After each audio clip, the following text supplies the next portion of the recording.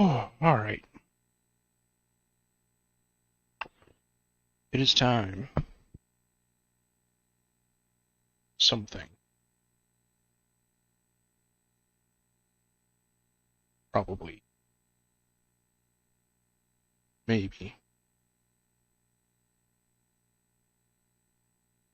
Gotta check my stream, man.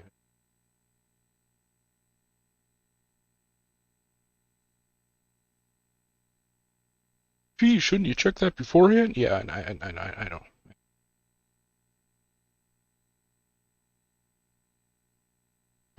All right. Well, what we are doing today is some Earthbound. To follow up my mother's stream, I'm playing some Earthbound. In a bit of a different twist, rather than doing kind of a straight vanilla game.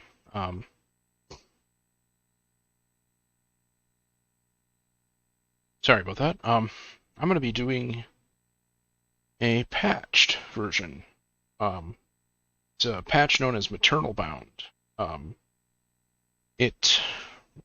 don't think it touches the game balance at all. I think it's mainly just like graphical changes and like script changes and stuff like that. I'm doing it for a bit of variety just because I've beaten Earthbound like 5 or 6 times, and I figure it's better to maybe give it a bit of a fresh paint for myself just to see.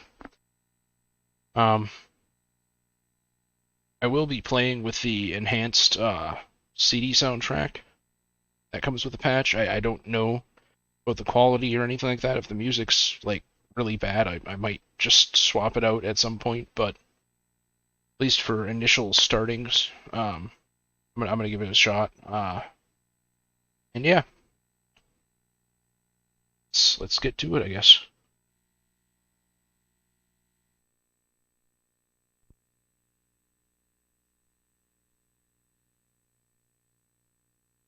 Oh, that's not the same sprite as the Bigfoot. Thought it was.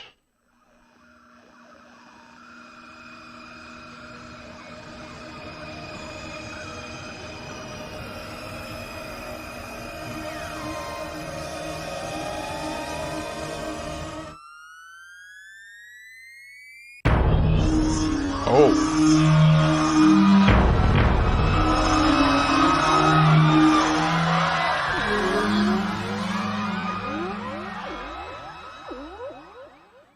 That was neat.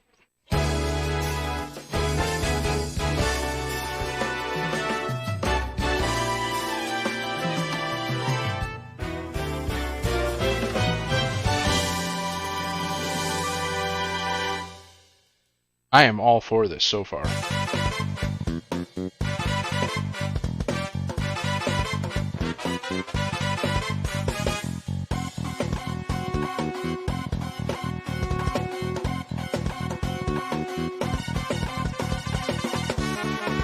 Oh, those horns.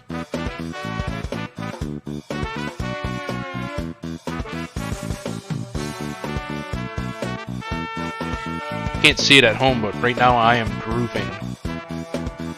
This shit is really cool.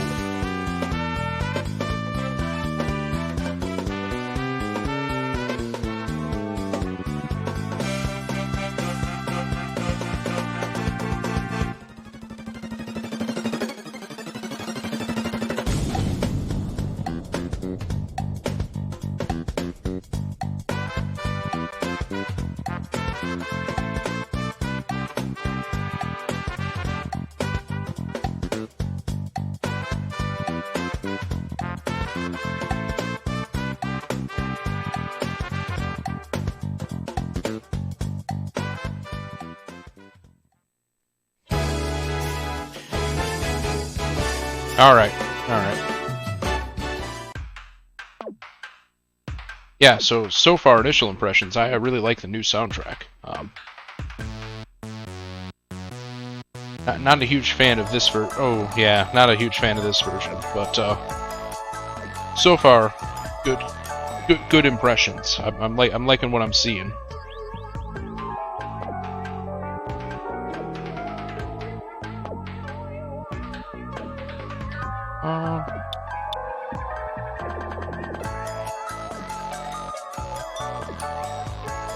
So yeah, guess I'll, I'm a weirdo. I like to start my games on slot 3 for whatever reason.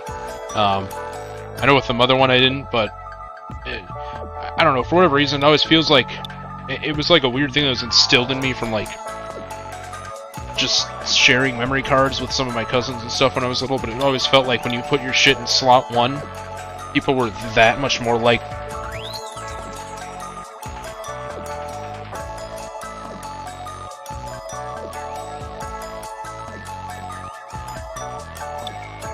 So, guess I'll start with number 3. We want fast.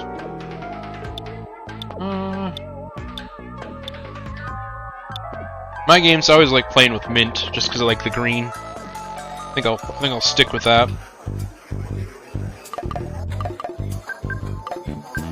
Because I'm a basic bitch, we're gonna stick with the default names. Not gonna get too fancy, so here. They do have multiple default names that I think is kind of entertaining, though. Like, you know, if we don't go with Ness, you have Alec, Roger, John, Brian, you know, so on, so on. We're gonna stick with Ness. Same thing with Paula.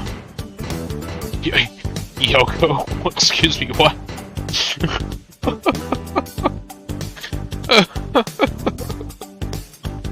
Fuck it, this amuses me enough, we're sticking with Yoko. Jeff, Dan, and Ringo.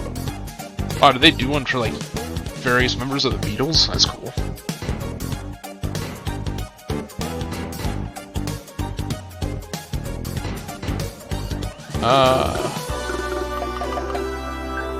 Fuck it, we're not doing defaults, so I'm gonna call this guy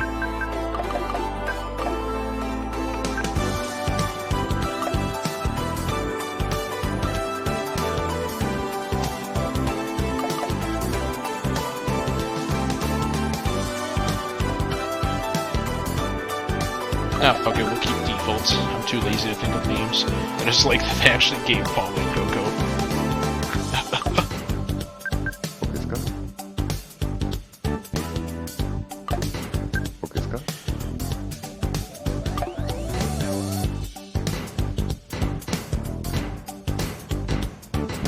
Why did they just give up on Pooh? Like, they're like, yeah, we're gonna give all these other guys cool Beatles names, but, you know, fuck Pooh.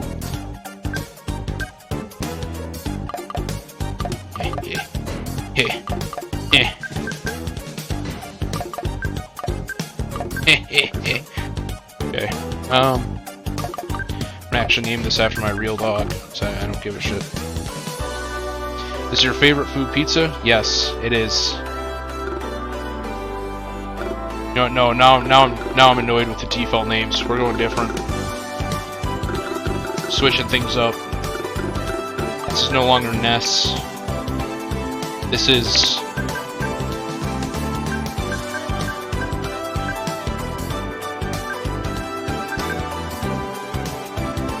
Let's see, Ness.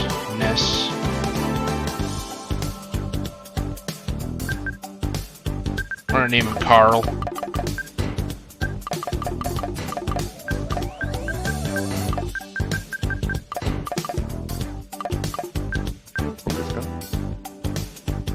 Still too amused by the fact that they named her after Yoko Ono, so we're sticking with Yoko.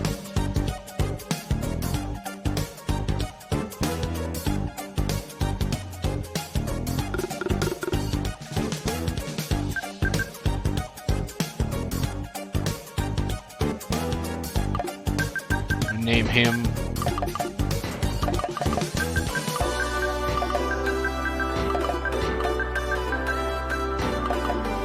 Damn it, I can't fit his name.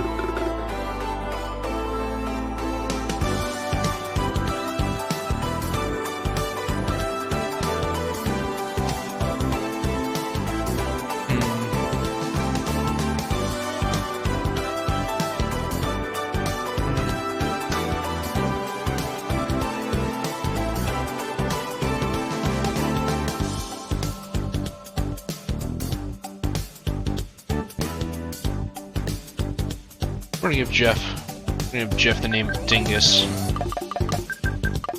It's a great name, don't question me.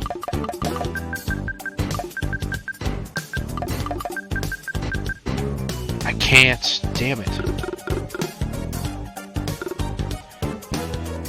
Ah.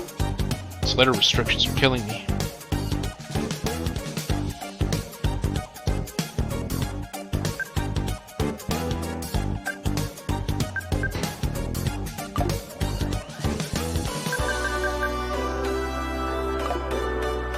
We are going to give him the name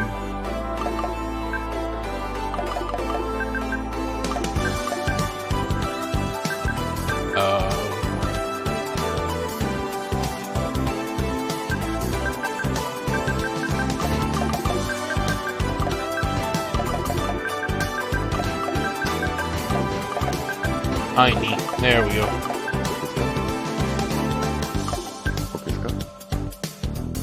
Name this dude after my actual dog. Wow, they give an extra letter for the fucking dog, really? Okay. Favorite homemade food? You better believe it's pizza.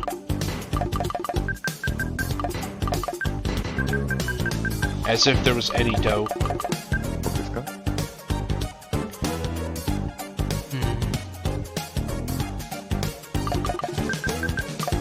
You know, obviously my favorite thing is the video.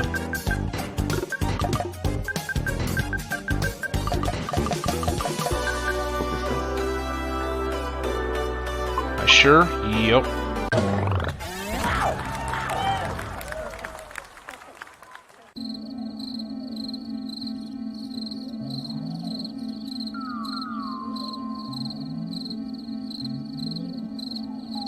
The year is 1990X. You know, I was so dumb when I was young that when I'd play games like this and I'd see like 1990X, I was like, I thought that it was like a made-up year. It didn't occur to me like the X was just a random variable that could be any year. One at a small town in Eagle Land.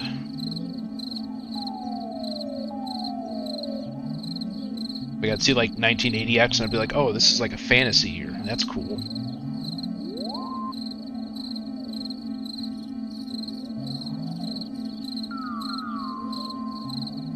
Carl's house. Yeah, that would get me too in Mega Man. Don't they do 2000XX in some Mega Man games too? So it's like, oh, it could be anywhere in like 100 years. Yeah, like, you know, it could be like right now. It could be like 50 years from now. We don't know. It's 2000XX.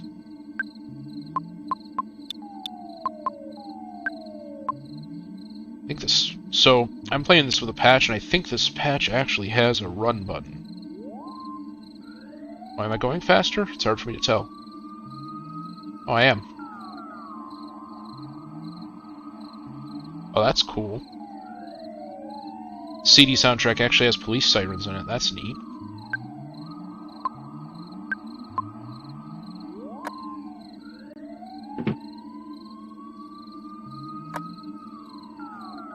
Yeah, kind of what I'm thinking. I like some of the musical changes. Some of them I don't, but oh, that's nice. So they have A button as like a general, just like check things button. It's gonna take me a little bit to get used to this. I'm still used to like the Mother 1 way, so I keep pressing things expecting them to be different buttons. It's not. Hey bro, did the sound wake you up? Were you freaked out? Tracy's a little shit. She's mocking me. I don't appreciate her mocking tone. Oh, that's kind of jittery. I don't know if that's coming through in the stream, but it's really jittery in here. I wonder if that's just the patch. Besides humans, dogs also sleep at night. Why aren't you asleep?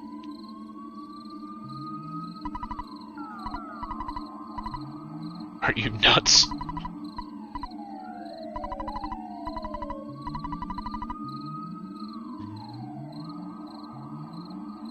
I like how responsible she is. Like, instead of like ensuring her child doesn't leave, she's just like, you know what, fuck it, you're just gonna leave anyway, so I don't care. Let's put on clothes. Can I call my dad yet? Nope. Okay.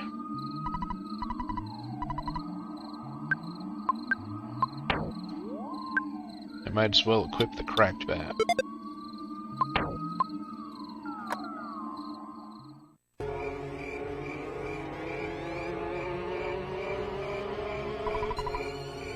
South to the suburbs voted.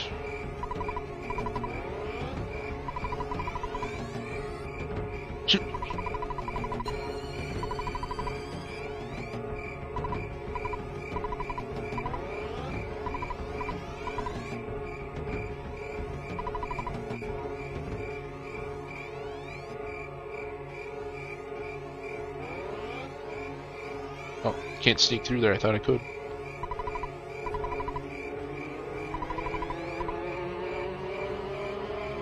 Is this a retranslation? Sort of.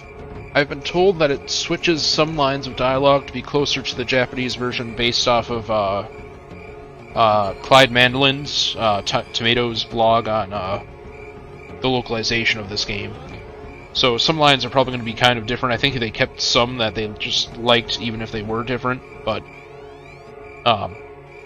yeah, there might be some retranslation going on here.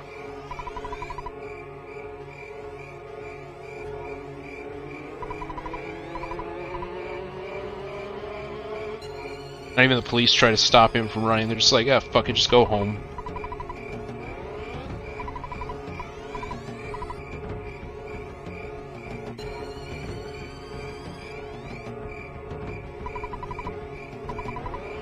Just go to the hilltop.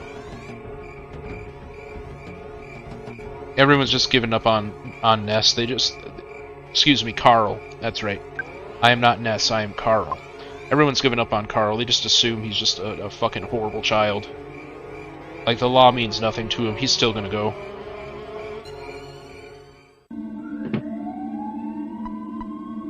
Oh, hi. Porky, my brother, ran out of here to chase after a police car. He said, Picky, you should stay home, so I'm watching our house. Mom and Dad aren't home yet. They went to an elegant restaurant. I don't believe their parents went to an elegant restaurant. I don't. And they always, like... No, actually, more accurate, they probably did. I get the impression that, like, Porky and Picky's parents are, like, the kind of people that would go to, like, fancy restaurants and blow, like, you know, a month's worth of wages just to appear like, you know, they're real hot shit, even though they're just, like, low middle class fucking trash. Not saying people in the low middle class are trash, I'm saying explicitly, Porky and Picky's parents are trash.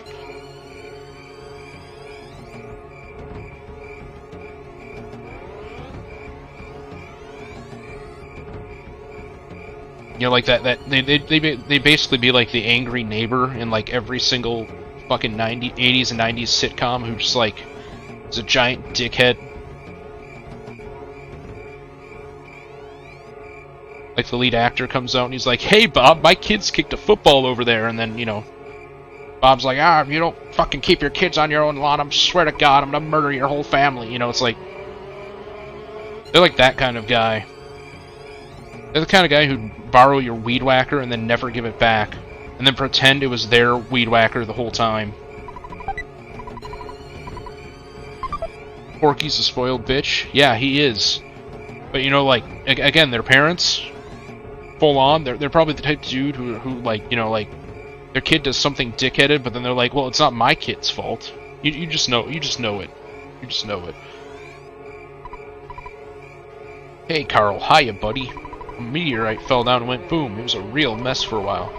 I was fine because I always eat garlic and work out to help make my body stronger. However, the weaker citizens probably failed. Fainted, excuse me. No, you know what? Fainting is failure. They failed.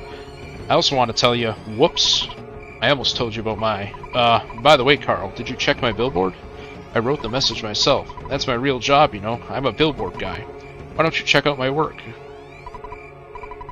Treasure Hunter. This is Liar Exaggerate's house.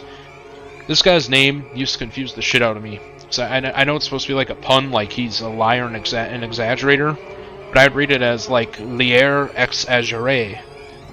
And it never occurred to me that it was meant to be a pun, so like some of the jokes later on in the game completely went over my head.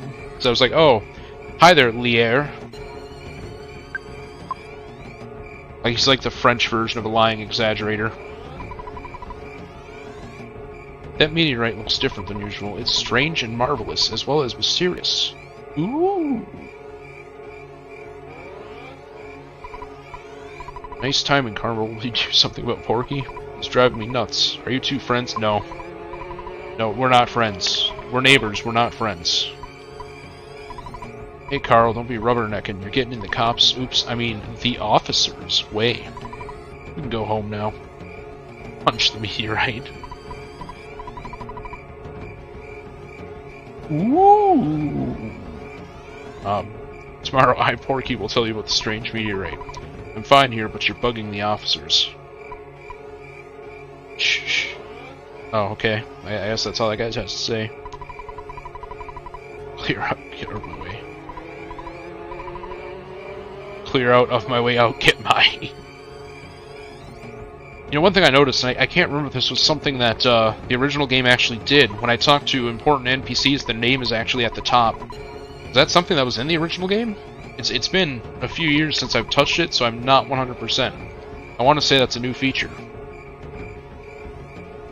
Also, I have a run button, and I'm not even using it. There we go. So I think that's all I can do for now.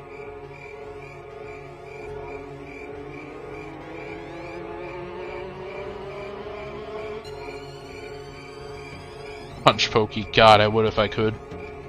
Not until Mother 3. Or later parts of Mother 2. But we'll get there. Welcome home, Carl. It's not necessary to talk about it tonight. It's late. Scoot off to bed now.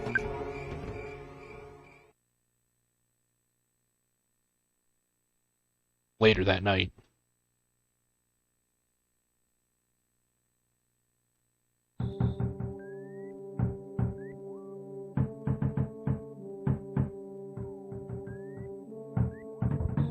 I like how he does the shave and a 2-bits knock. What an annoying knock.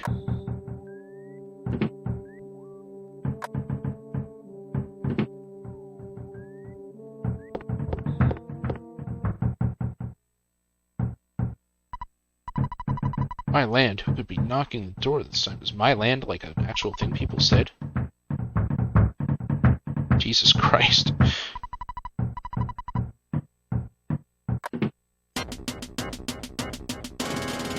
Oh god, it's this asshole. Hey, listen what I have to say. When I took Picky to the place where the meteorite landed... Oh, good evening, man. You're looking lovely as usual.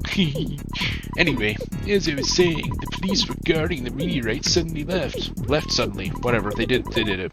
To deal with the sharks. You know, the sharks, they're the local ruffians. They were really going wild. Suddenly I noticed Picky was gone. I blamed the cops. It certainly wasn't my fault. When Dad gets spanked... When Dad gets spanked, I'll get spanked. You're my bestest friend. Won't you help me find Picky? No. No. No. Oh, yeah, okay, I guess I gotta. Okay, good buddy, let's blow this popsicle stand. Before we go, why don't you say goodbye to your mom? Don't you agree, ma'am?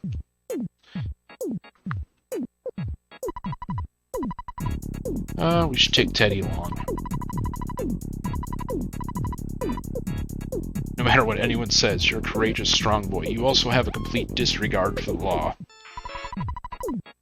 You're my very own natural-born fighter, because you break out of our house frequently and I cannot stop you. It's probably a real issue, but I choose to ignore it as a mostly single mother.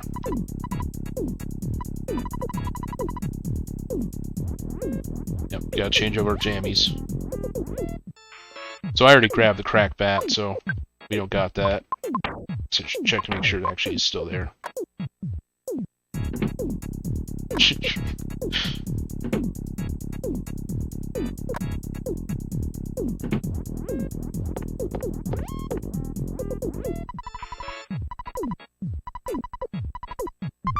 Oh, cool, I got a cookie. Can I get another cookie? Oh, I can. Okay. objectively worse than the sister in Mother 1. Mother 1 sister, she'd give me like 10,000 juice boxes. I was loaded up on Sunny D for days. This bitch, I get 1 cookie. Looking good. Yeah, we're gonna take the dog.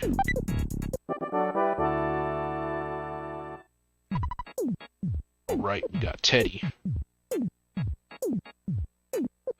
I didn't really comment on it when I was playing Mother 1, but I like how in all 3 Mother games, your party members actually follow you around. It's a nice touch. I don't really see a lot of RPGs doing it, outside of, even the Dragon Quest games do it, which is kind of surprising, given that a lot of other games don't. Like, most games just do, like, that congealed blob where you just have, like, 50 people on top of your one guy until a cutscene starts. But it's a nice touch that people actually, like, follow you around. Have unique directional sprites and shit. Alright, you go out front and I'll follow at a safe distance. Let's get going. Porky little bitch. Phones still don't work. Okay, well I guess it does work.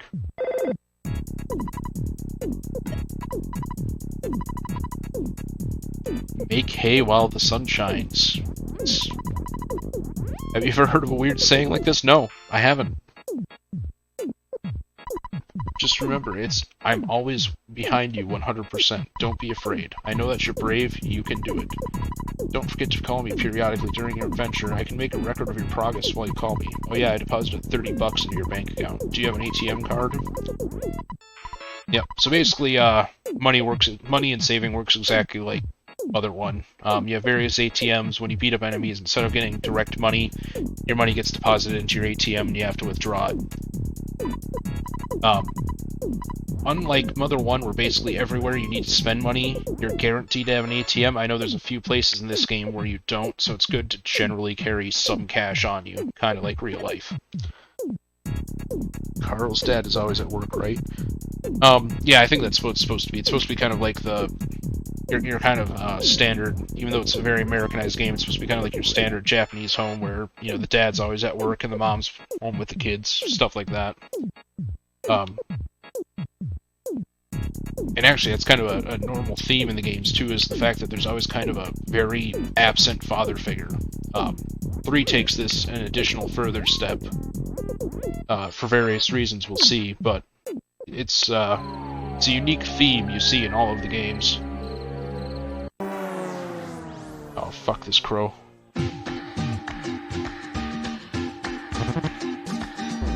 Tequila! Oh.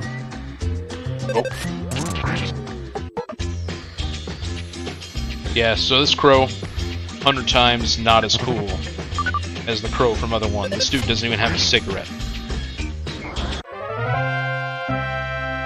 First fight ambushed. I'm on a roll.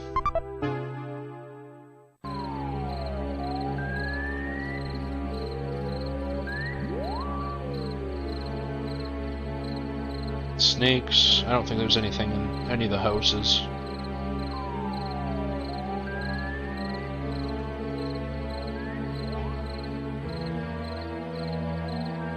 So yeah, the enemies, unlike the first game where you have random encounters, this one, the enemies are all on the world map. And kind of a nice thing, you can actually get into surprise encounters or ambushes depending on how you actually touch the enemy. If you manage to actually sneak up and hit them from behind, you get the first strike. Likewise, if they hit you in the back, you lose your first strike. It kind of blows just because their ambush is determined by them actually touching your last party member, I want to believe. So, like, you can have situations where, like, you try to circle around, but because one pixel hit, like, you know, in this case, the dog, well, you automatically get ambushed, like, kind of like you saw with the crow there. But yeah, it's a nice feature. It's something that was pretty rare at the time this game came out, and it's kind of amazing to me that it stayed pretty rare well into the PlayStation era. Nowadays, everyone wants, you know, encounters on the world map anyways, that is to say, non-random. But it's kind of amazing to me that it took until, like, basically the PS3, PS4 era before that started becoming more commonplace in a lot of RPGs. Even in Dragon Quest itself, they didn't really start slapping that feature in until, like, God, Dragon Quest 9? Something like that?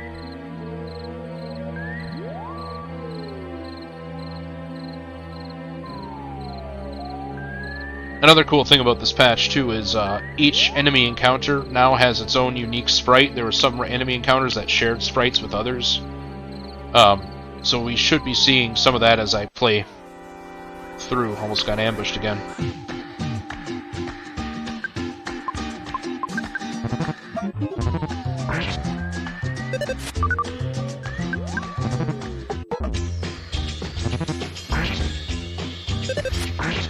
I like how all of Porky's shit is just complete bullshit. Like, every turn he's just like being a smug fucker crying.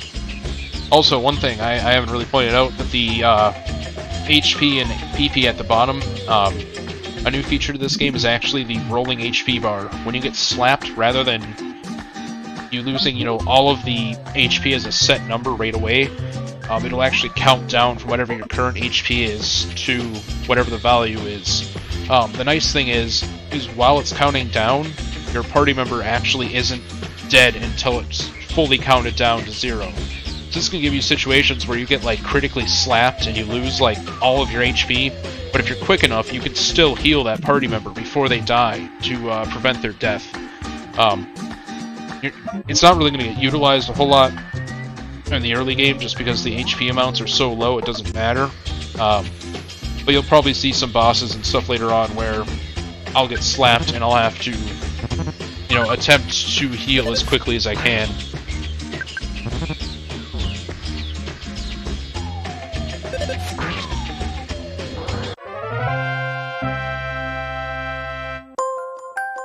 Oh, that's a unique choice.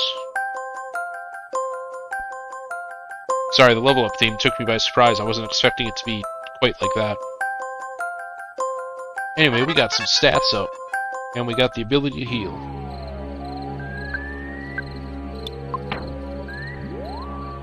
So yeah, stats are pretty self-explanatory for the most part. Offense and defense are just your current attack and defense based off of your weapons, armor, and other stats. Speed is how quick you go. Guts is, I believe that's actually your physical strength. Vitality is your defense and HP, pretty much. IQ scales, I believe, your psychic points as well as the damage your PSI does, and luck is luck. Yep.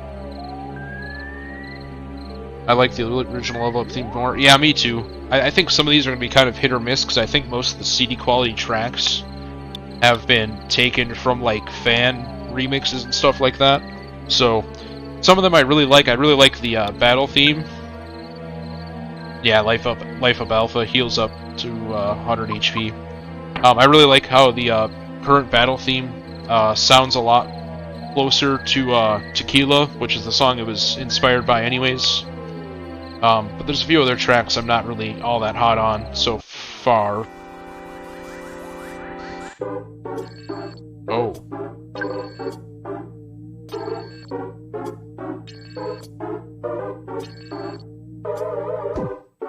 Oh, that bass, they fucked it up, man. The bass has got to have a punch to it, and it don't.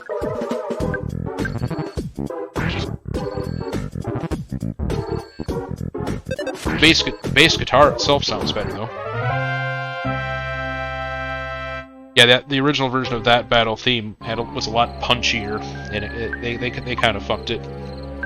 Just a little bit. I'm gonna heal so I don't die. Hey Carl, I was too busy to investigate, but I heard a child's voice on the hilltop. I'm a busy man, but when I do a job, I do it well. I'm a man's man. Yeah, okay, buddy.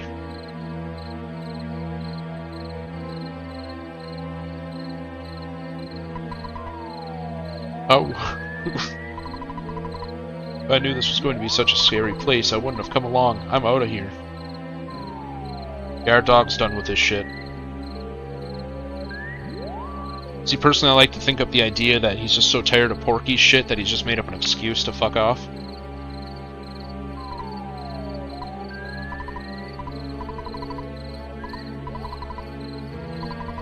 Porky got scared.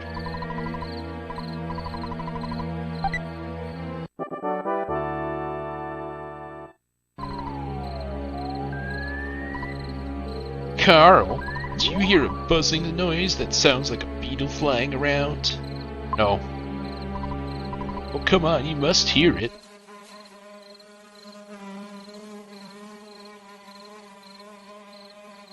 God, is this CD quality buzzing?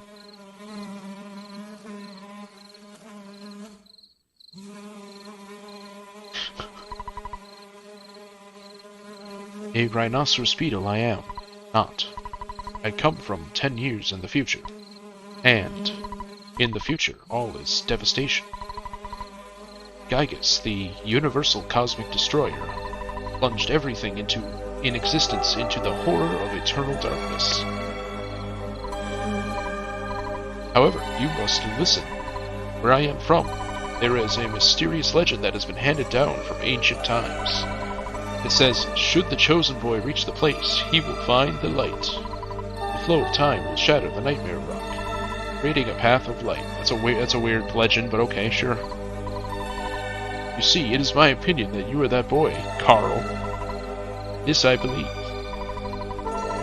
Gygus' monstrous plan must have been set in motion somewhere on Earth. Start to confront the enemy immediately.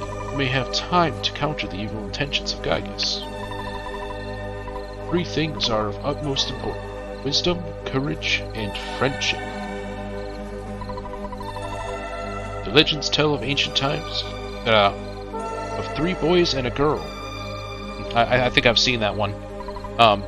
Who defeat Gygus. I can fill you in on the details later. Go now, and do not be anxious about the future. You have much work to do, Carl. Did you listen to what I told you? Normally I'd say no, but I'm not going to, because he's gonna fucking Ocarina of Time owl me and just repeat the whole thing on blast, so we're just gonna say yes. Thank you for listening to my long story. You are as exceptional as I expected you to be. Holy shit, kid, you can listen. That is fucking exceptional.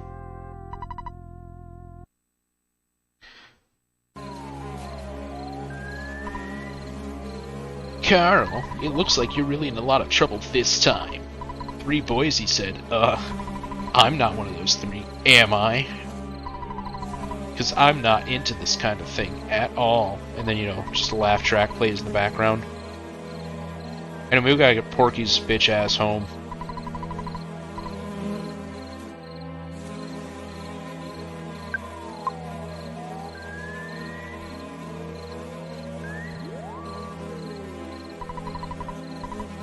I have something to tell you. Yeah. I don't like the vibes I get from Liar Exaggerate. Hey, little boy, will you come to my house later on? Alone? He's giving me bad touch vibes. We got stranger danger, this dude. Where the fuck's the cops?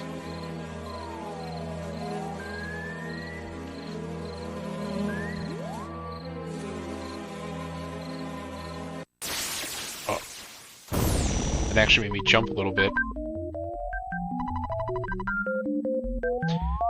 So yeah, I'm not really sure how you're actually supposed to pronounce Gygus' name. I always say it Gygus, just because I mentally read it as that.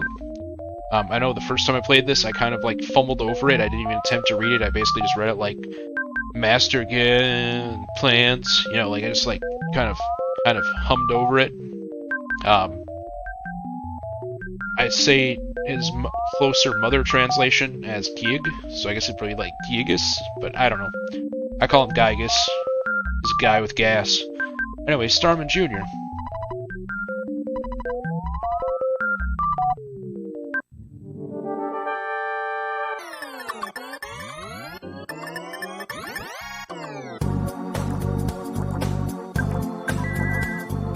Oh, I like this.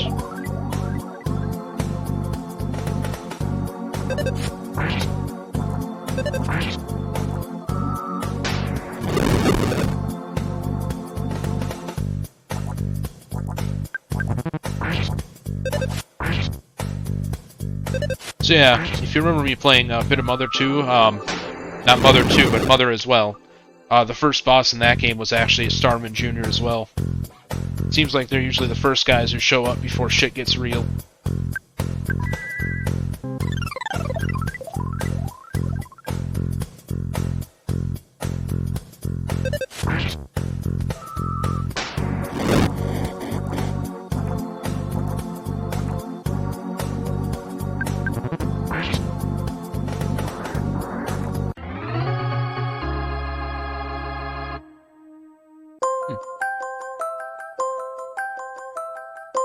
I always called him Gigas. Yeah, I think that's pretty close. Like I said, I know his Japanese name is still Gigu, or Gigu, or something like that. So if you read it kind of like that, it'd be like Gigas, or Giegas, yeah. You know, I'm just gonna keep calling him Gigas. It's just, we're gonna bypass me saying things, incorrectly pronouncing things for a while.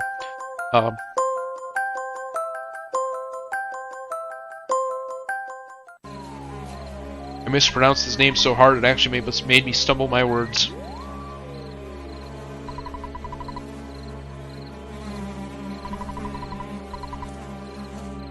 I like how, like, out of all of the things Gygas could have sent, he just sent a Starman Jr. Like, he could have sent a Ghost of Starman or some of those weird fucked up robots you see later on, but he's like, no, you got this. You can do this. He's a very encouraging boss, like, you know, he kind of knew he was a little bit above his head, but he wanted to encourage him to be his best. He's really a good employer.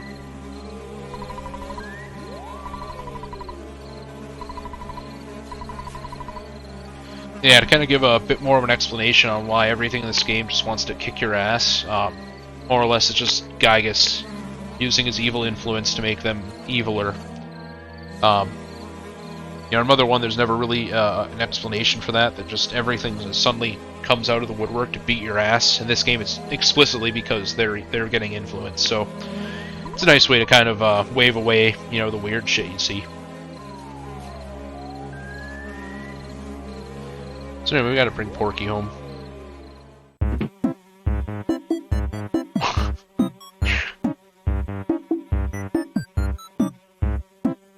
This version of this theme sounds a lot more sinister for some reason.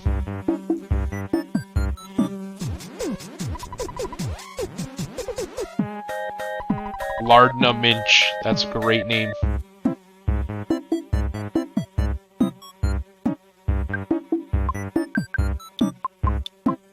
I'm trying my best to find the punch command, but I can't do it. It's not there. It won't let me. It won't let me.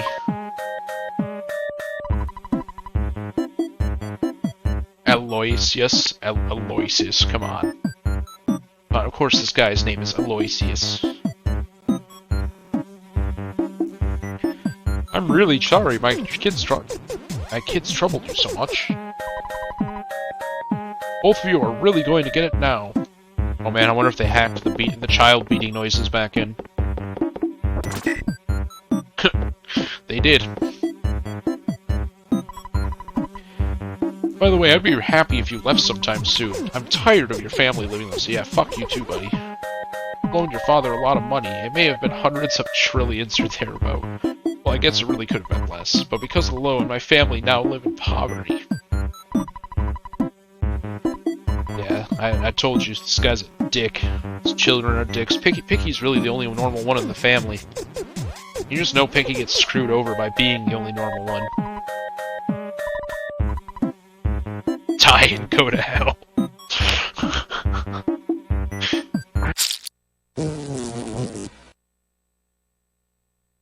No! Buzz.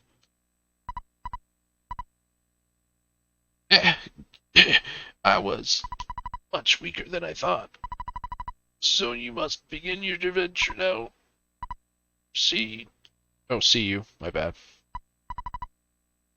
Oh, I just remembered. Listen to my final words. To defeat Gygas, your own power must unite with the Earth's. The Earth will then channel your power and multiply it. There are 8 points that you must visit.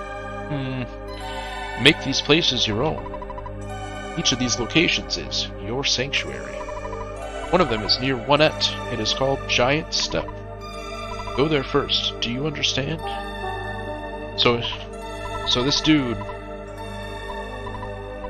this dying dude, is telling me that there's eight locations.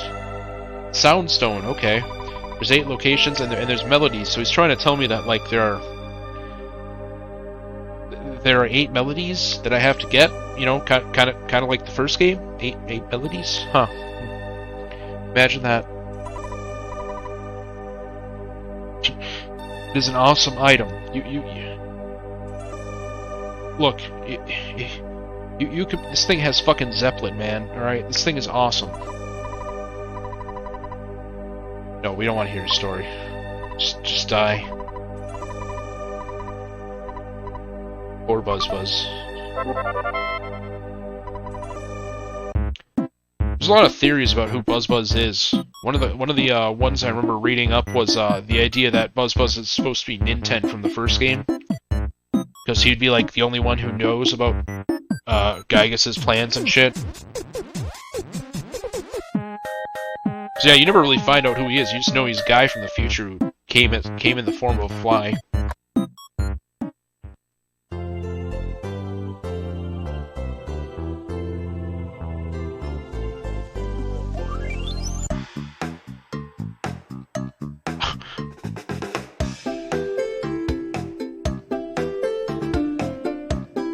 Yeah, this isn't a bad version of the song. It's okay. It's okay.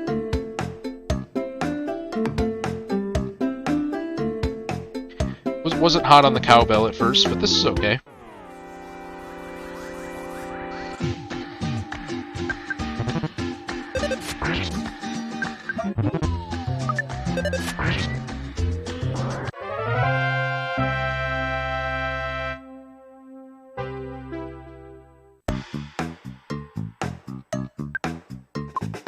So yeah, what do we got for items? Just to check. I got a couple of cookies and a bread roll.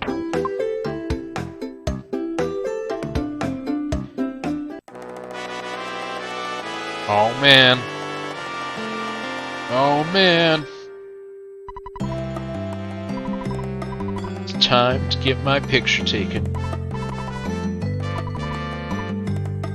Say Fuzzy Pickles. Bam.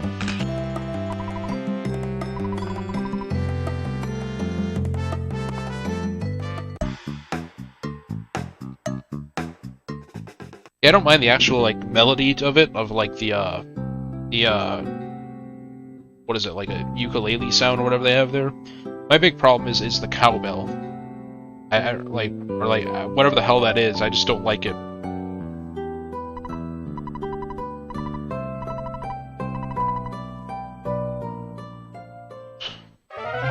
All I can think about when I do the Eat Your Mother's. So the first time I played this game, I was probably 11, 12, maybe 13. And I named my favorite food, uh-oh. I got raided again. Hi, Cook. But yeah, the first time I played this, I named my favorite food vagina. And I couldn't understand why my mother was feeding me vagina. It was a strange experience. I don't care if everyone thinks I'm stubborn or not. So anyway, I should probably save.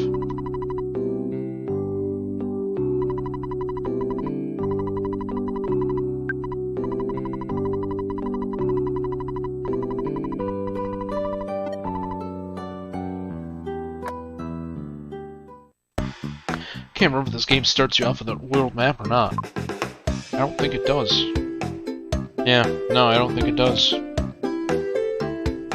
Not like you really need one though, because unlike Mother 1 where everything's so massive, you can actually get around pretty easily in this game.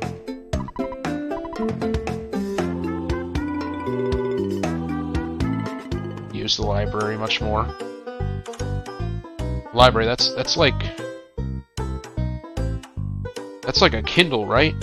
But like with more? But what the fuck is a library? Oh, that's where I get the map. Okay, well, that solves that question.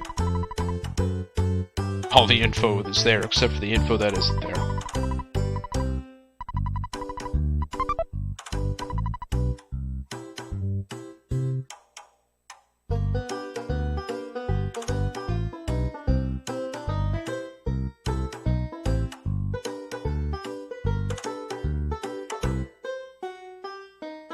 Yeah, I like the NPCs in this game quite a bit too. The first game had some relatively unique NPCs as well, but you see a lot more variety in the weirdos in the town. Like this dude here is just wearing a fucking hockey... What the hell is he wearing? Is that like a Shy Guy mask? Yeah.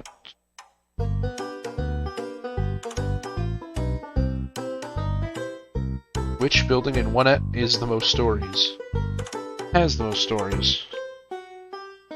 The yeah, that's a real knee slapper. I gotta tell you. Cramming for the big test tomorrow. It's about games. Hotel rule. If you wake up at the hotel, you wake up with a full HP and PP. Well, it's always good to wake up. Oh god. Recovering your life will give you full HP but 0 PP. Well, we certainly don't want 0 PP. We want to keep our PP full as often as possible.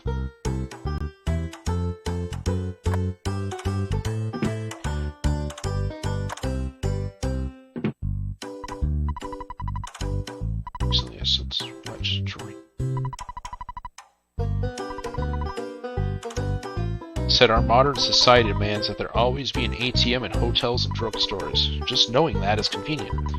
Well, I really wish I lived in this guy's fucking version of the US. It always seems like I can't seem to find an ATM in real life whenever I actually need one. Or when I do, I get charged fucking like $5 just for trying to withdraw from it.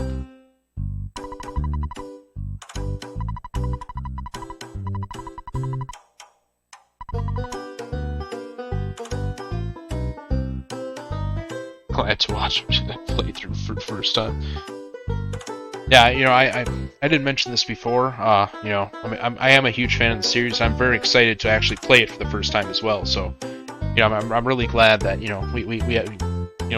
we can share this experience of experiencing this game for the first time that we are huge fans of.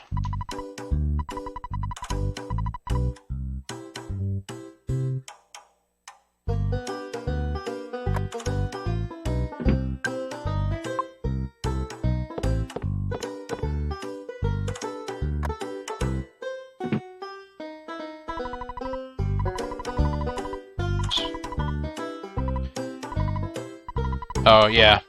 Basically, instead of random enemies, you'll occasionally find a magic butterfly. I don't believe it actually heals HP. I think it only heals PP, but I'm not 100% on that. Either way, they're useful. There's also a few cases where, like, if you're in a dungeon and you're able to run off screen far enough, you can cause the enemy spawning on the map to reset constantly, and if you do it enough, you can kind of force magic butterflies to appear. It's a bit cheesy, but it's an easy way to recover PP if you're in like the middle of a dungeon and you don't want to run out to get recovery shit. Anyway, that guy gives us the location to our first place we're trying to go.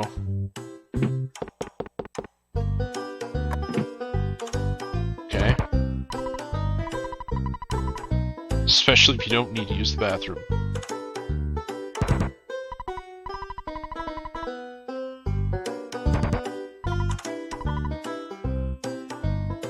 God, I hate that.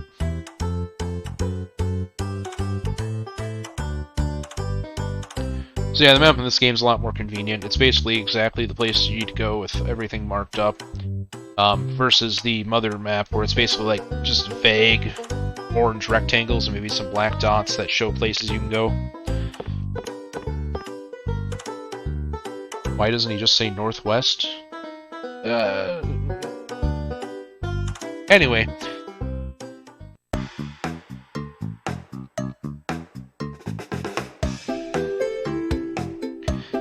So yeah, on the weird names thing that I always have trouble saying, when I was younger, I had a hard time kind of saying, like, what this town's name was. I think I first called it, like, Oneet or something like that. And I know a lot of people call it Onett. I only call it Onett now, just because the main town themes are, number counting. You got Onett, two side, so on, 3, 4 side. Did I say two side? Tucson, not two side. So like I was saying, I'm really excited to play this for the first time.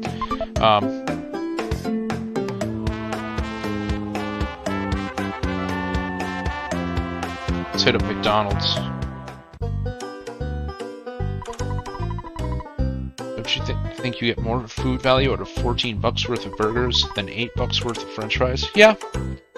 Yeah, I'd say that. I could go into places and just like load it up on. They don't really have the dollar burgers at a lot of places anymore, though, do they? I know some places do, but like McDonald's menu isn't even a dollar menu anymore. It's a fucking dollar or more menu. Like that's just so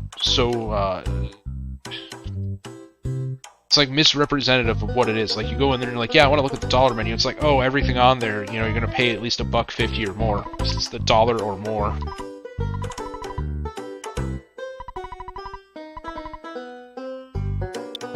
Yeah, 14 bucks for a fucking hamburger at a McDonald's. You gotta be out of your mind.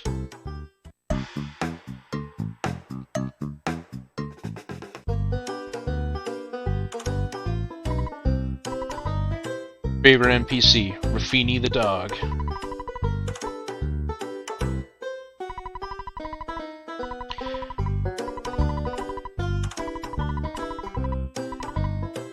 So yeah, it basically kind of explains how you can tell if shit's stronger or weaker for you. This is another nice feature that was introduced in this game compared to the first, where like you had no idea if the shit you were buying was actually stronger or not, unless you bought it and then equipped it. When I played Mother 1, I loaded up an equipment list in a tab on my phone because I wasn't going to play that game. Again, I know it's because of like limitations in the games at the time. They just shove all that information in the instruction booklet, but you know, I don't have the instruction booklet. I ain't gonna do that. For this game, though, I don't have to worry about that. Anything that's more powerful, shit will flash. If it's not, well, then I won't get it.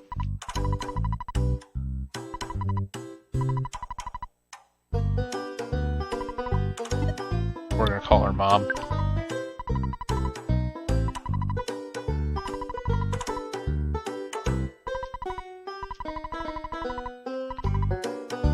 So yeah, they mentioned the Escargot Express.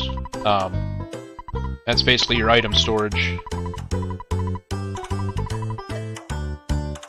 Oh shit, I accidentally sent somebody over to pick it up. Well, whatever. So there's actually a neat thing that I might try to show off later in the game, but it's actually possible to be in locations where the Escargot Express and a few other NPCs physically cannot reach you to do whatever they need to do. And the game will actually notify you of that, like, you'll be in a location where they can't get to you, and the game will call you back and basically like, hey, we can't physically find you. We have no idea how you got where you're at, but we can't get there. There's only like 2 or 3 locations in the entire game where that actually happens, but it's still kind of a funny bit. Yeah, we don't need any cold enemies. Unlike the first game, I don't think this game does the dick thing where like half the NPCs have a cold at random. I think it's mainly just a status effect that you can get. And we can't afford anything right now, so we're not going to worry about that. Actually, can we? So I have some money in the ATM.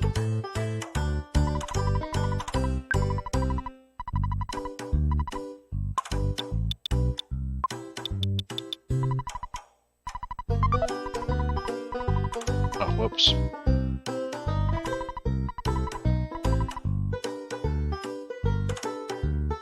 So I got 84 bucks. We'll go with the T-ball bat.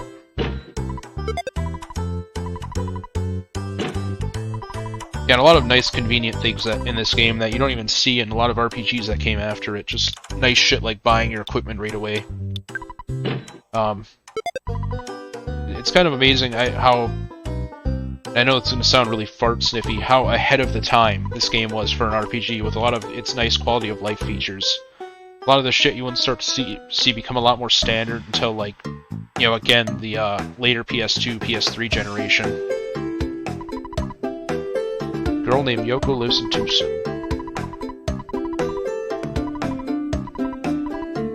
Well, Yoko is really special because she broke up the Beatles, but, you know.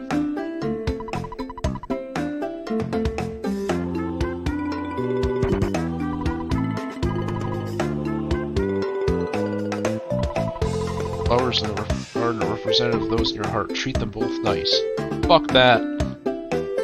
So anyway. Oh, that's right, I accidentally called the Escargot Express. Nope. Actually, kind of surprised me a little bit.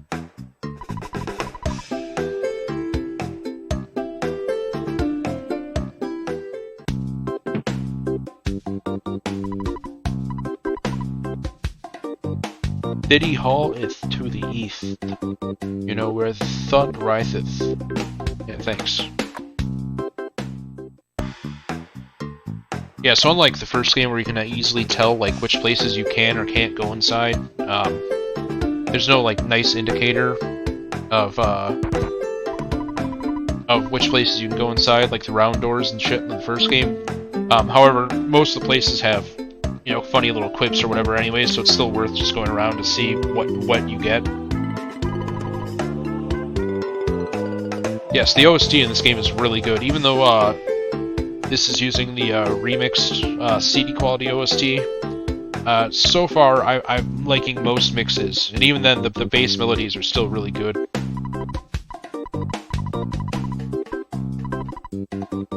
Polar Star Preschool. Preschool is at Yoko's house. Did she play like the fucking bongos or something when she was with John? I don't know.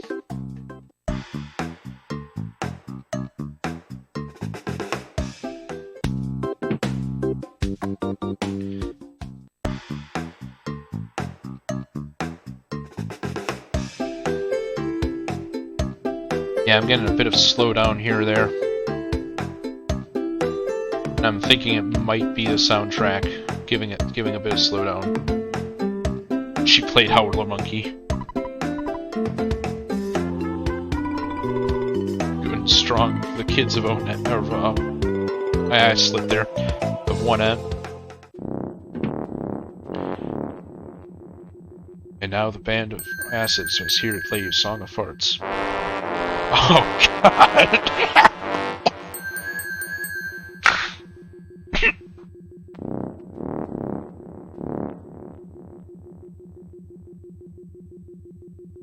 Well, you're never in trouble.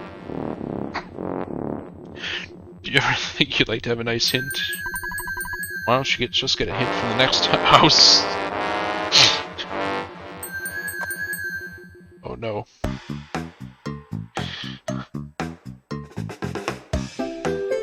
Well, actually, that's up towards the library. We're gonna ignore that dog. Channeling Doom 32X, that was my exact thought. We're gonna get locked in the Resident Evil Director's Cut basement. Nope.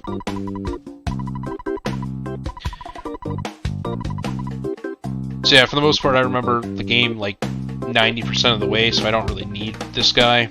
But he can be a nice service, especially if you quit playing the game for a while and then pick it back up. You can drop into this dude, he'll pretty much tell you where you need to go. But it's not really a service that I'm going to probably ever use.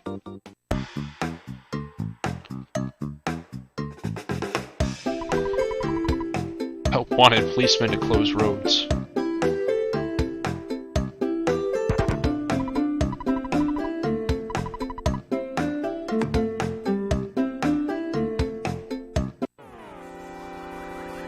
Not getting me this time.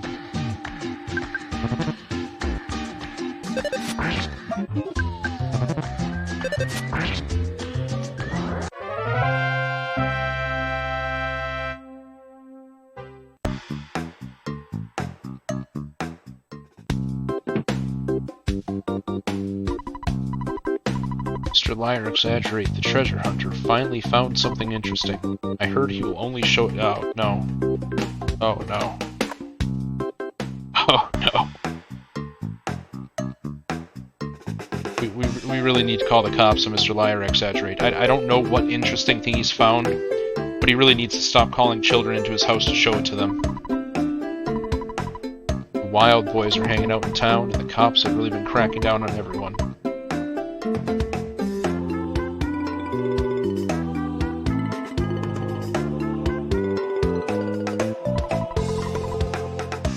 Break the course of violence, don't break the wind of change. Fresh Breeze movement.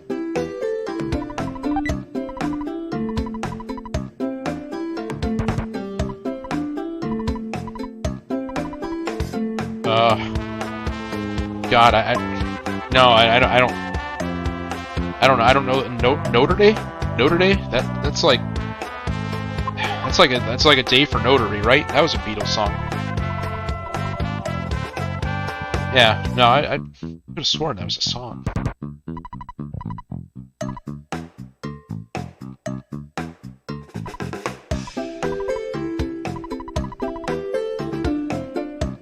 The Twitch experience. Hotel one at $35 for night. Yeah, that's really reasonable.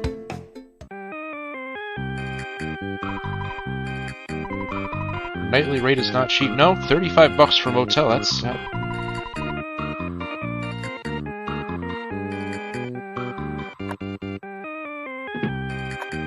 don't need. I don't even have any cash to grab out of there. Can you believe it? A group of ruffians spit their gum on me as I was passing by.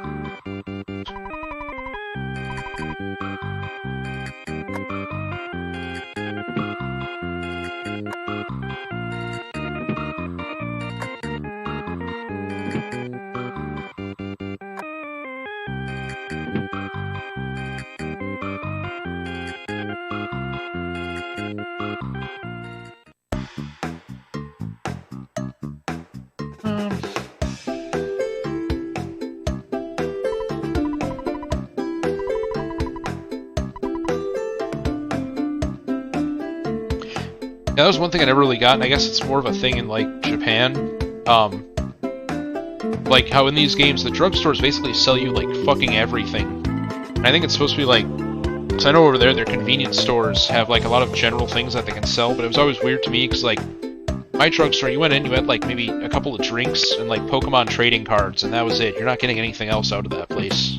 You know, aside from, like, actual medication. Oh, we already talked to this dude.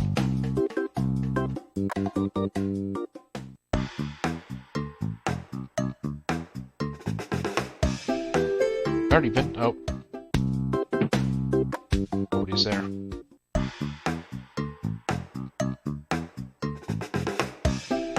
Yeah, you know what? I'm gonna be honest. I would try their nicotine energy drinks. I'm betting it's gonna taste fucking gross, but I would try it.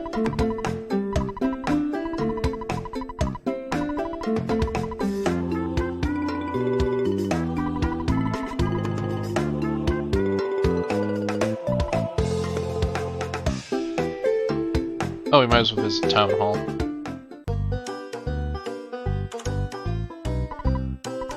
Aren't you stuck? If you want a hint, come in and get it. Eagle Land Hint Union. That sounds vaguely threatening.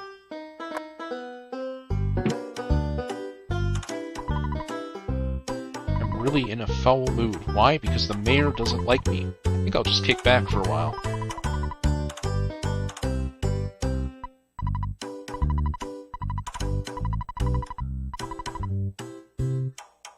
It's a weird question, man. No, Mr. Carl, I will not tell you how many times I have pissed my sheets. Please stop inserting your fetish into my schoolwork.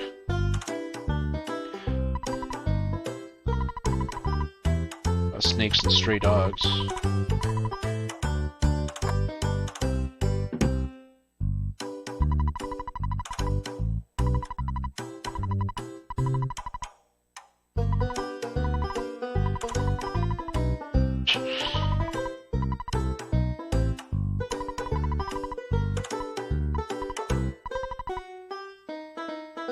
I did Aunt mean to spoil it for you. I did Aunt. This is why your grandkids never visit you. That right there.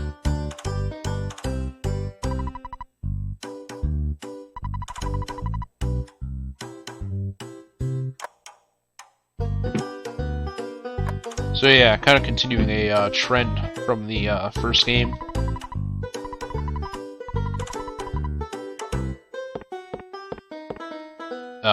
For the most part, the mayor and the police in this game are pretty much completely inept.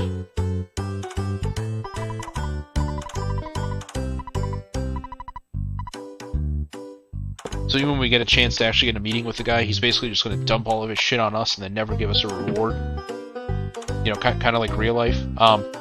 So you know that's a continued trend in this game.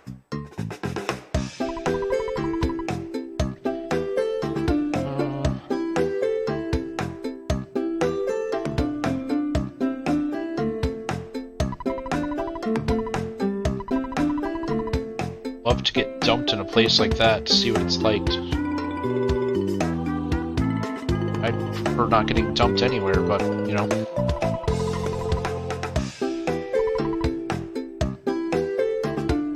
How much is it for a house? Let me see. $7,500. Ocean view, all that shit. $7,500. That is a great price for a house. I don't have any money right now, but... must be the happiest man in the world. I can practice my trumpet in a scenic spot. I'll send my haunting melody throughout the town.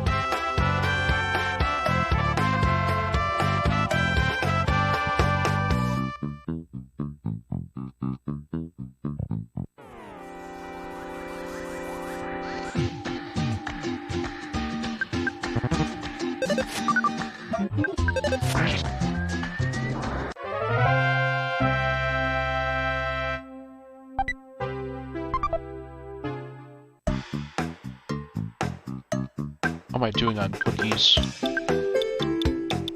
Got a couple of those and a hamburger, so I'm doing alright on healing items. I don't really need to stock up on anything quite yet.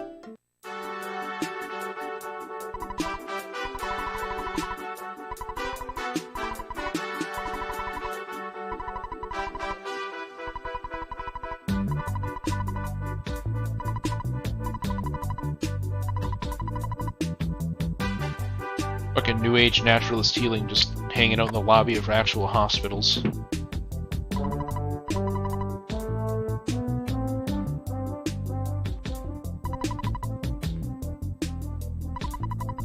they weren't anti-vaxxers, maybe they wouldn't get weird-ass diseases like their kids turning into fucking diamonds.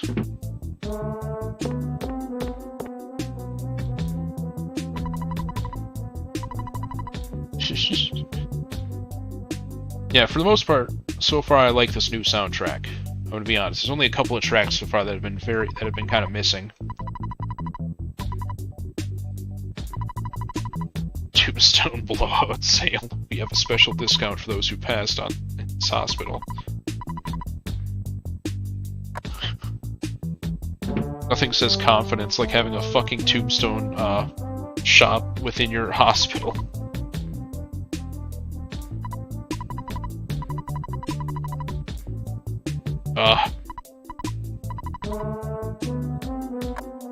You should probably call. You should probably call the police.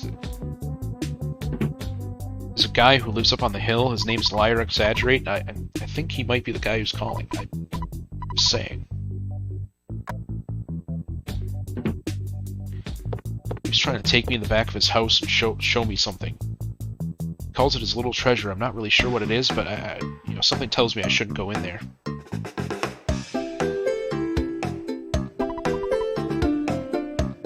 Getting pizza.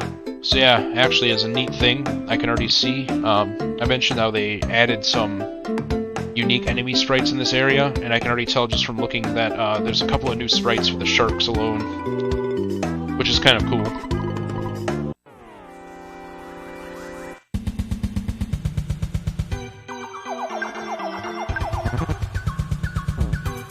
This dude's too fucking rad.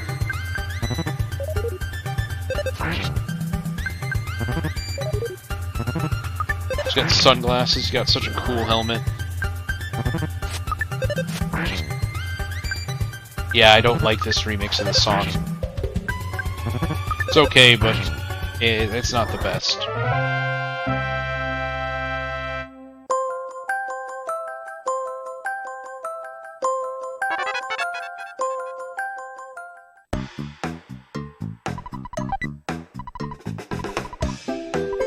And fruit juice, that's solid.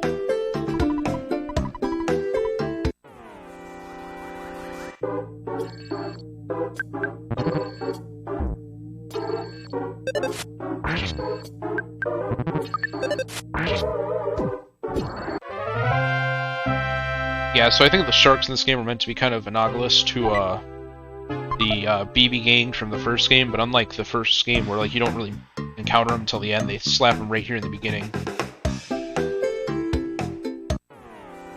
I was going to throw out here and chill that I have a so there's a feature there that almost happened. So I mentioned how like the enemies are on the world map and how it's oh shit, I actually died. I wasn't paying attention. That's my bad. I got my head handed to me. But yeah, so enemies on the world map, you kind of noticed it there. But when I got into the fight with the one shark, the other one was like running from the distance. If there are multiple enemies in an area and you actually get into a fight with one and the others manage to make it to you before the encounter starts, all of the enemies will actually join in that battle. So it's actually possible to make some fights quite a bit harder for yourself just by accidentally running into one enemy too close to other groups. Anyway, we're gonna get some pizza.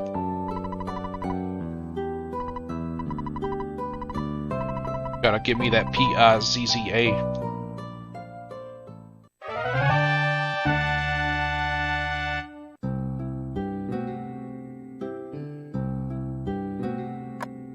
I thought they were gonna start me in the living room, so I started running right.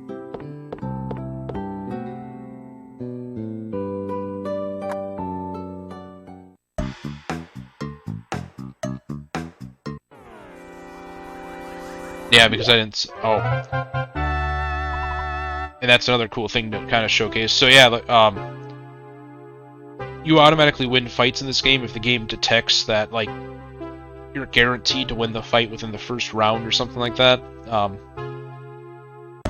You can even do this to bypass some enemy encounters that you normally can't skip by getting a ambush on an enemy.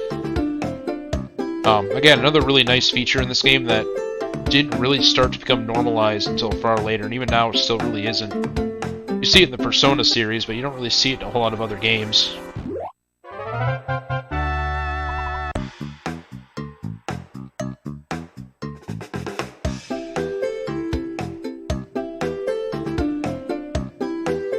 So anyway, we're gonna try and not get the shit kicked out of us by the sharks again. What level am I? 4?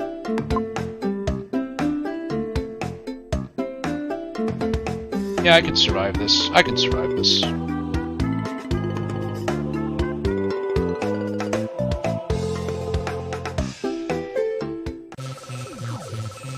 Oh yeah, cool thing if you didn't notice too, the sharks I beat up are actually like gone from the area too, so.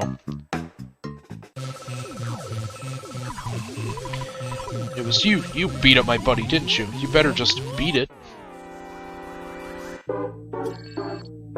See, the reality is this guy's just a huge Michael Jackson fan. This really has nothing to do with his friend, he just wanted to have an excuse to say beat it to me. Wow, these guys hit pretty hard. I might not actually make it.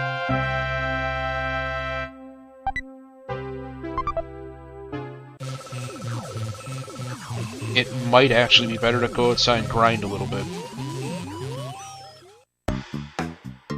Oh, there's a shark. I just want to heal myself before I get into a fight with him.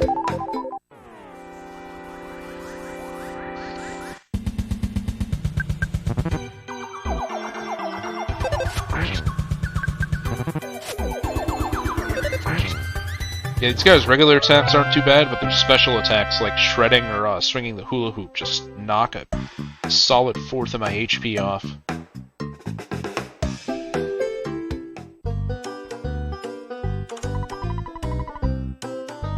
I want to tell you the story of the creature from the vegetable soup, but I won't because I don't want to bother you with a story that has nothing to do with your adventure. If I keep talking about unrelated stuff, you might start ignoring important messages. It's important for you to talk to people. Also, a person might give you a different message depending on when you speak to them.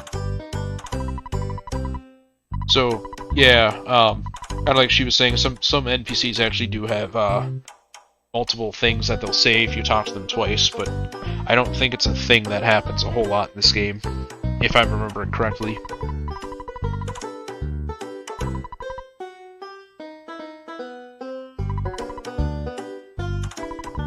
poor woman's husband hasn't touched her in years. She doesn't remember what PP is. So yeah, the bakery for the most part isn't a place I'll be buying items from in this playthrough. The big thing they have is the skip sandwich. Lucky sandwich can also help with some drop rates, but the skip sandwich actually increases your run speed. The problem is that this specific patch I'm playing incorporates a run button that actually uses the skip sandwich function, and it doesn't stack in this patch as far as I'm aware, so there's not really much of a use for a skip sandwich, but I can just, like, go a little faster at a button press. Even beyond that, when I was playing the game originally, I never really used skip sandwiches just because they weren't that big of a speed up to make buying them worth it. They just took up inventory space and kind of healed like shit.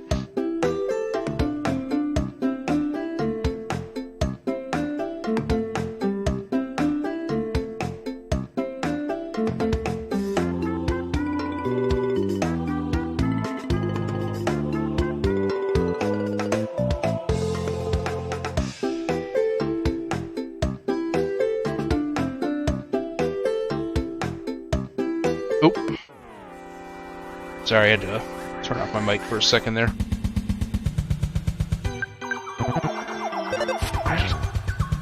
But yeah, skip sandwiches are already kind of useless, so this patch just makes them even further redundant. It'd be cool if they actually managed to incorporate, like, stacking the speed, but... oh, they didn't.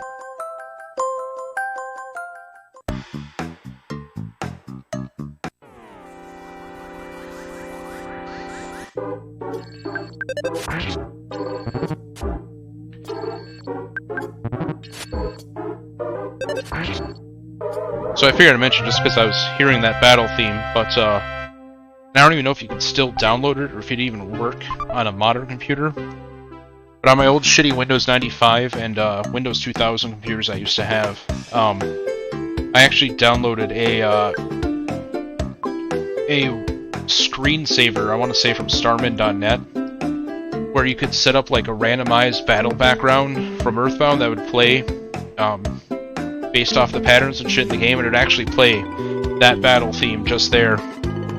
So it was always kind of neat, like I'd walk away from my computer and I'd start hearing the battle theme playing in another room because I forgot I left my computer on. I don't even know if they still have that download up anymore, just because, like, does any PC really use screensavers anymore? I'm not really sure.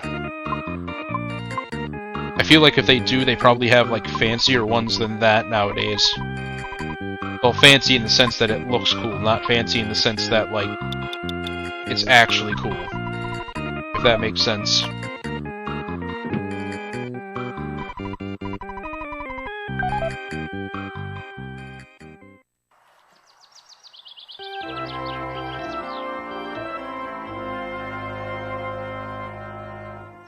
So fun fact, on my YouTube exports of the first game, that little wake-up tune there actually got a copyright claim on one of my videos because it's the fucking Good Morning song from the Beatles. So, you know, thanks E2E. Not like I'm planning on making loads of money from, you know, my total of like 3 views per video, but still.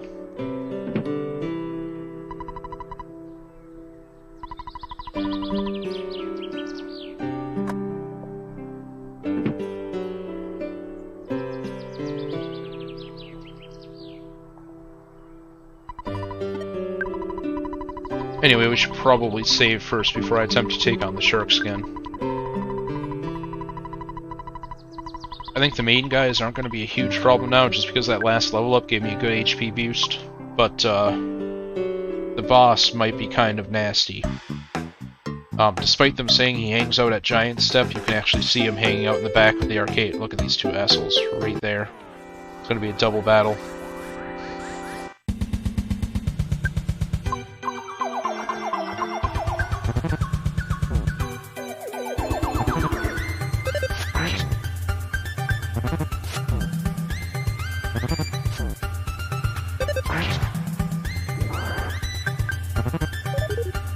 Oh, come on. Of course, I took out the guy who didn't call for backup.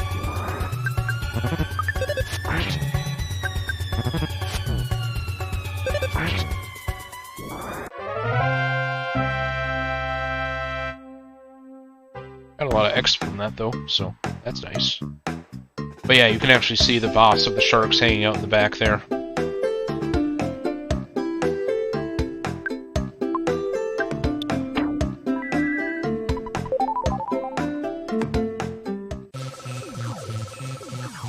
So anyway, we're going to try this place again, not get our ass kicked.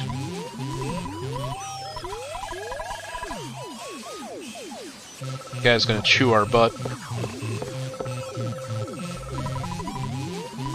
Frank has an incredibly powerful weapon. If you can get your hands on it, I bet you can stand against any enemy.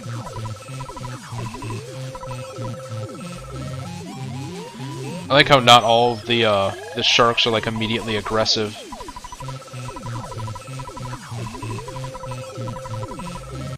Like, some of them are just regular assholes who just don't really care.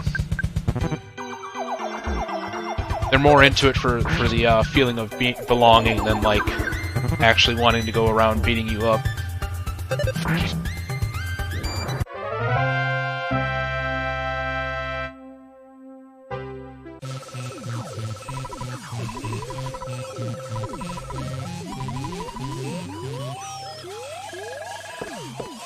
So anyway, we beat everyone else, so we might as well go and try and take on Frankie. Come back after you finish another two. No, I don't want to be a member. Fuck your gang! I'm my own man.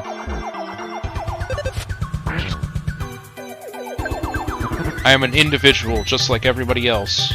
Oh god, I'm almost gonna, I might actually lose. I did not, that's amazing.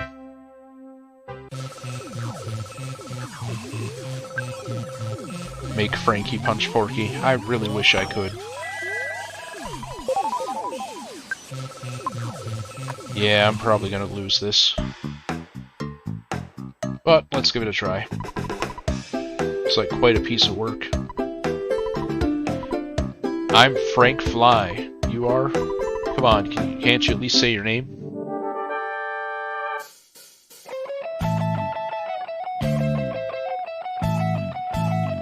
Oh. I still really like this battle theme. It makes me think of the game 2, but on the NES. I don't think I can hypnotize him, so we're just going to try and bash away.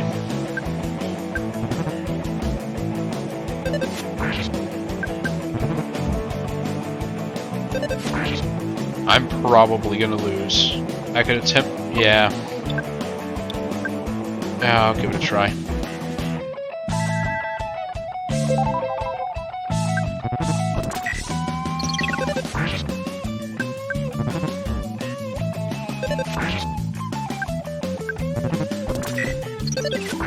This dude keeps dropping my guts.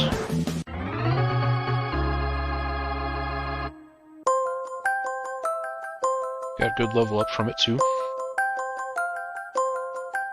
However, that's not the only thing, because fail-proof Frank cannot be beaten.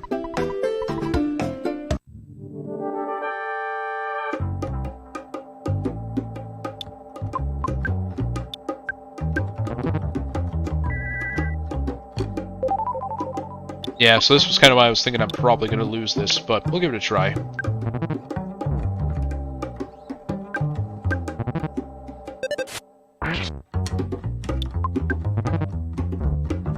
Oh god, that might actually be it.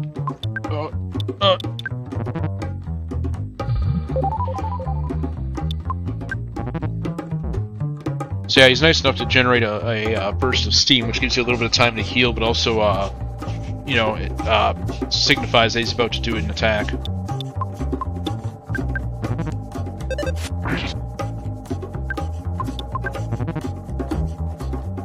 It's a good way to kind of get used to some of the weird enemy mechanics that this game has at some points.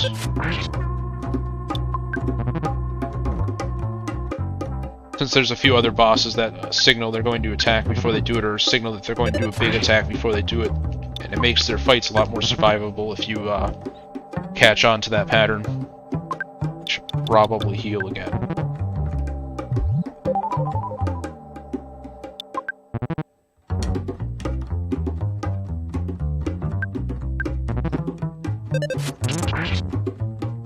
Oh, we actually did it.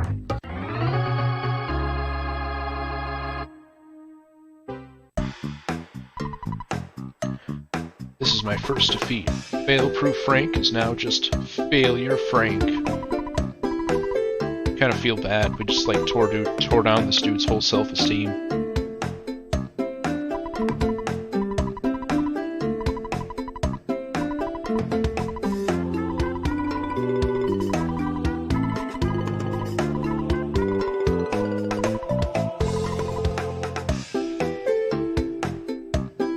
Like, this dude totally thought he was just the coolest guy in town, and then like a fucking 13-year-old with a baseball bat just beat his ass into the ground, and you know, that's it. He's just done. His self-image is shattered.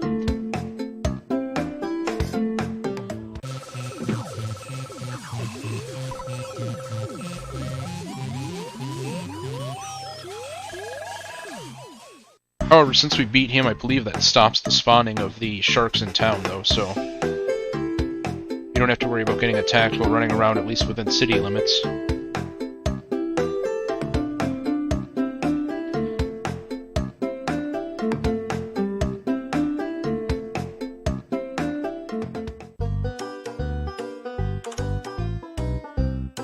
Anyway, we're gonna hit up the mayor and see if maybe he wants to talk to us now.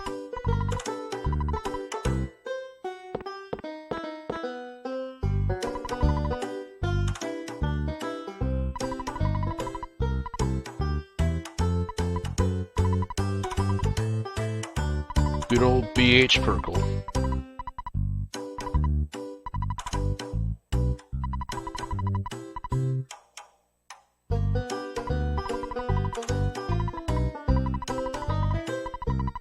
So yeah, we can't actually get up to Giant Step without getting the key first, but I'll be able to avoid and respond. No. No, you're not important. Okay, well the game's gonna force me to say he's cool anyways. Yeah, you have to go through the sharks first. They tell you repeatedly that the sharks like to hang out there. They don't. I think if you go there, you basically just get a locked door. But because they keep telling you that the sharks hang out there, you know, your obvious first step is that you're gonna stop there, so you know, it's a good way to kind of, I guess, hint you along without directly stating what's going on, but again, I'm going to be metagaming a bit just because I remember this game, and there might be some shit I skip where, you know, if you're sitting there like, how did you know to do that? There's a really good chance there's probably a hint or something I just didn't get because I didn't talk to the right NPC. But for the most part, almost every bit of progress in this game is hinted out in some way.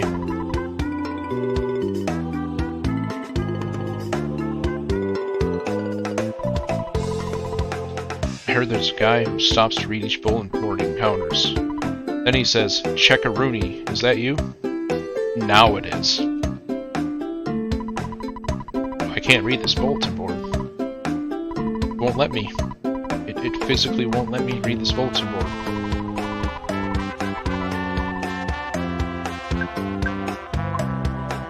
Well, dang. How un-check-a-rooney.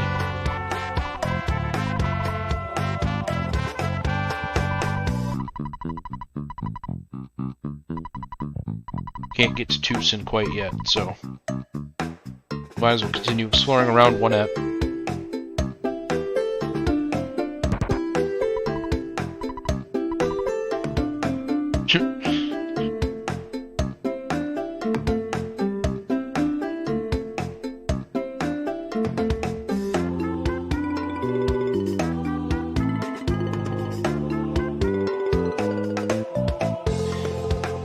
So yeah, I guess I should probably heal up and save first. Oh yeah, there's a magic butterfly.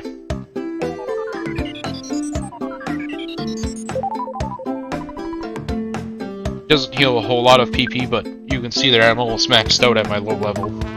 At higher levels, I think it usually does about 60 per touch, but that can be really useful if you're like in the middle of a dungeon or something. Oh, I can't actually. Gotta get money from the fucking ATM.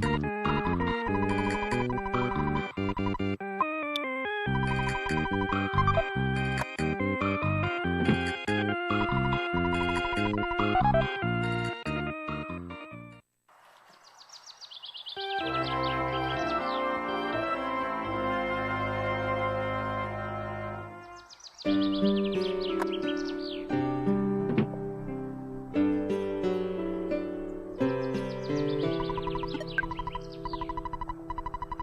give Dad a call and save our game. Yeah, because of the faster text option in this game, saving your game is a lot less painful than the first one. It's not like it was that painful in the first one either, but it's like they made the dad speech way too long in the first game. This one's essentially the same, but it feels a lot snappier just from the faster text.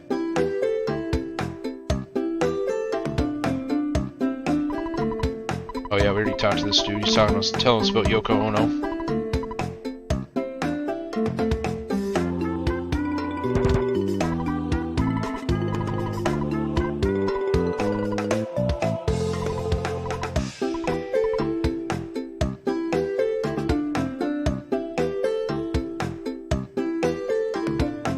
Go up and around here, and yeah, as you can see, because I'm now physically way stronger than a lot of the early game enemies, they're actually completely afraid of me and trying to run away. Like, this dude can't get away. He's done for. Bam.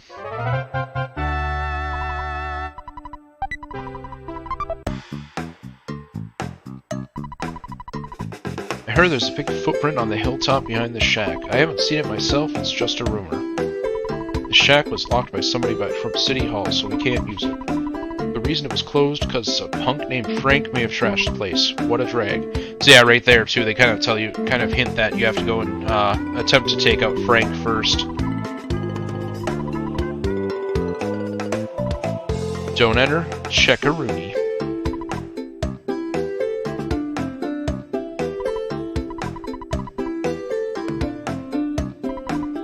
I am not your enemy, I am simply an average run-of-the-mill mole. Would you like some hints on fighting enemies? Sure. Listen carefully, my hints involve which way you are facing what— yeah, we already kind of know about this. Like I was saying, if you touch an enemy, depending on the side you touch, you'll get a surprise attack. Or vice versa, if they touch you from behind.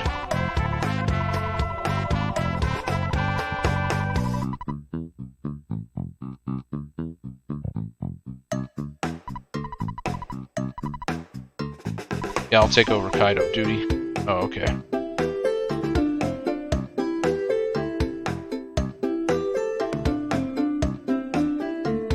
Oh. Oh? I forgot all about this place. You've grown since I saw you last. You're beginning to look like a man. You're so cool. I think I really like you. Well, you know what I mean. I'll give you my Mr. Baseball cap. I know you've wanted it for a long time. It's the best cap for someone like you. Ah, you can't carry anything else. You should either sell it or throw something away.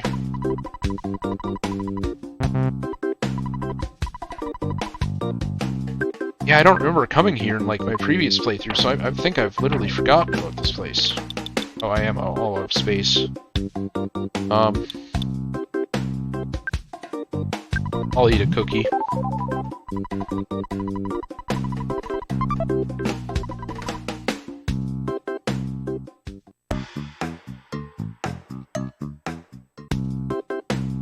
Talk to this dude too. I had a dream about you, and you were traveling with a cute girl. The dream comes true. Say hi to her for me. After all, I'm single. Yeah. Yeah.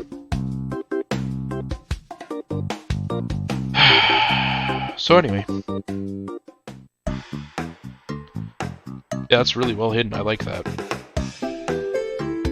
I have a lot of shit on me though. I need to get rid of it. So I'm going to hit up the drugstore, wherever it's at. Drugstore's up there. Good job.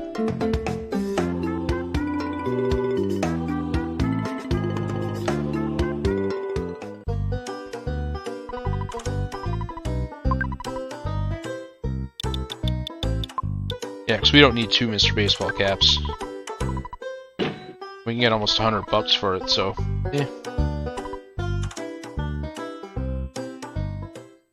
Actually, no, there's something in there I'm gonna get. Aha, because I just remembered it. Because we have the extra money now, I'm gonna pick up the cheap bracelet. for a bit of extra defense.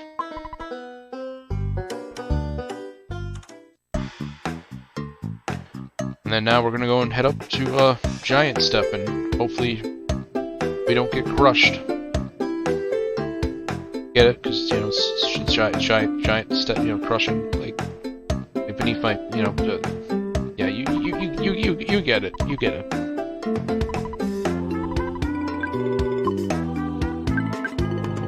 I know this is the top tier humor, you know, you sign up for when you listen to me stream.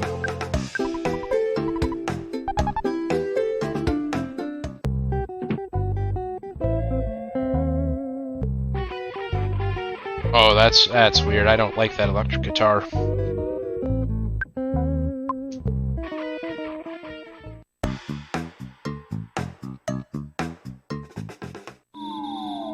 So yeah, this is the first real dungeon of the game.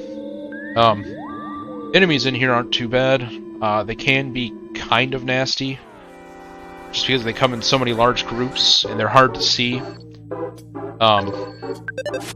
But it shouldn't be anything I can't take care of.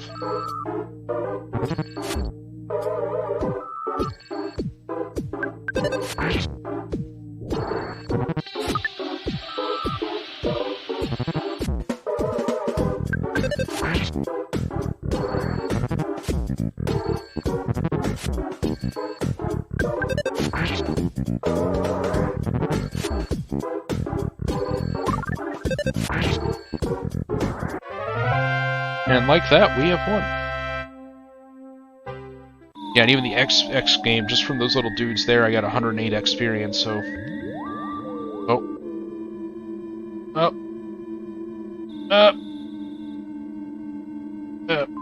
Okay, we're gonna ignore that guy, because he's not gonna run unless I do.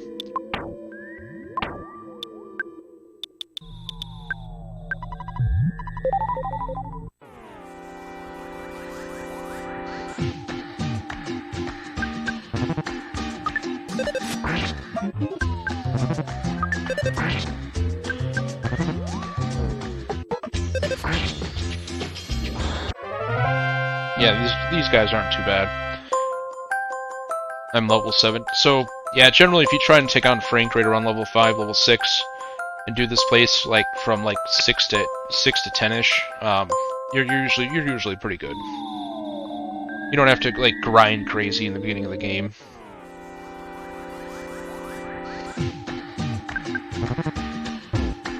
Damn, that dude did a lot of HP though.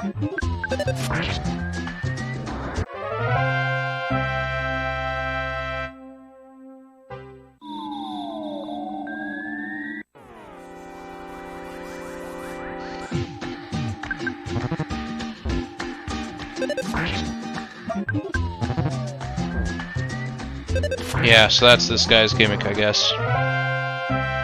He doesn't hit hard, but it looks like he has a high crit rate. There's a few, like, one of the things they do in this game that I like a bit more than the first one is there's a lot more, I don't want to say gimmick enemies, but there's a lot more enemies with, like, unique shit to them than just like, oh, it's the same fight, but now this guy hits a little harder. I mean, for the most part, realistically, you're not really going to notice the difference a whole lot, but it's neat to me. It gives a bit more variety to the battles than just what we saw in the first one. Also, you see that little black speck there? That dude, if I remember correctly, is kind of nasty. I believe it's an Antle, or black Antoid.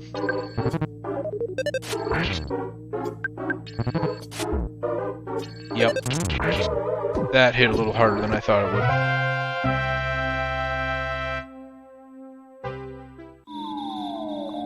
I want you to remember that guy before we get to the end of the dungeon. Again, we gotta skip Sandwich, but like I previously mentioned, it's pretty worthless in this playthrough. We'll use it anyways, though.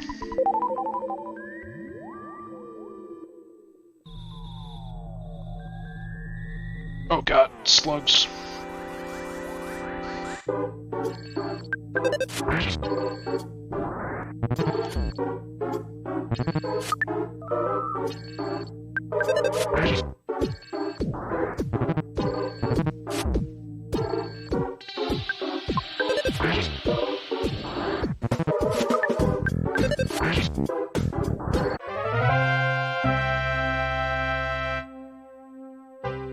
Even though I don't like that version of the battle theme as much as the original game, I still like how funky it gets.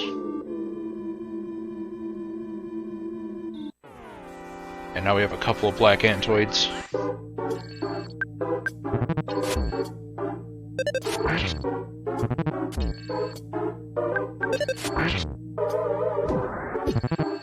I miss the punch of this drum beat right here in the original version, but I do like the actual bass line in this one.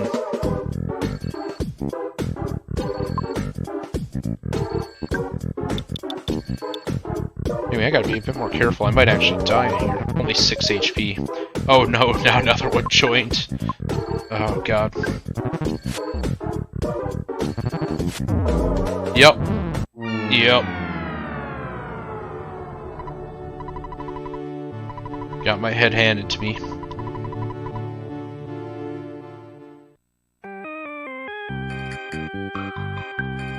And I'm all out of PP.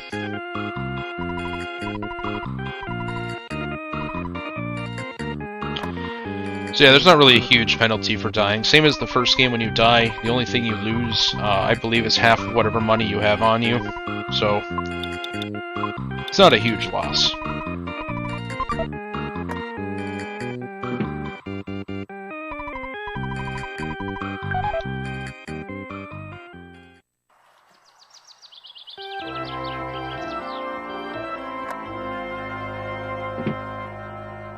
If I'd been a little bit more careful, I probably wouldn't have gotten slapped so hard, but... Oh well, that's on me.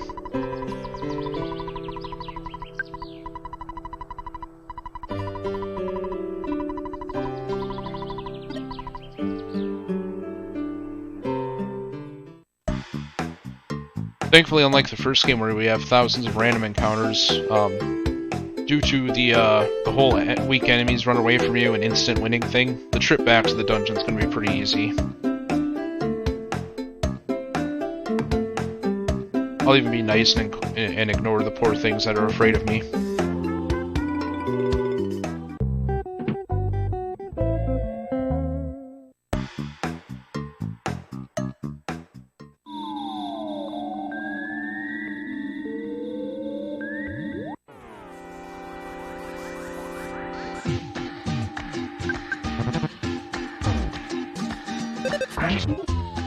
And fuck these dudes and their crits.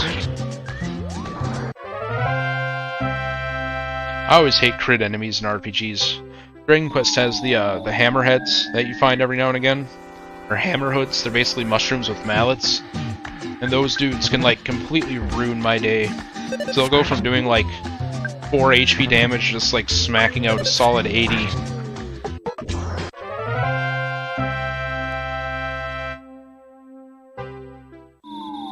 Yeah, that's a hot tip if you ever get around to playing Dragon Quest.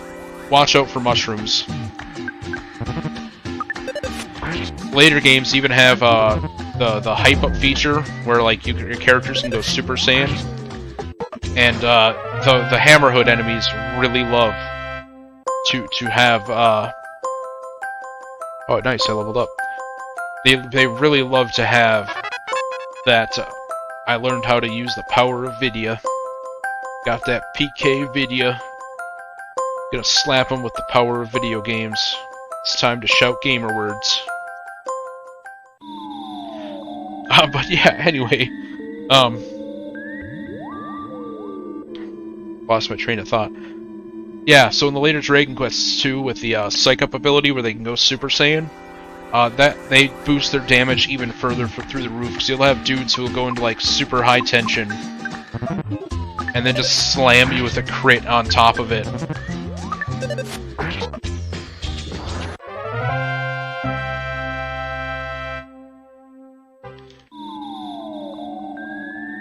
can I didn't, damn it. I was hoping to get a ambush on him.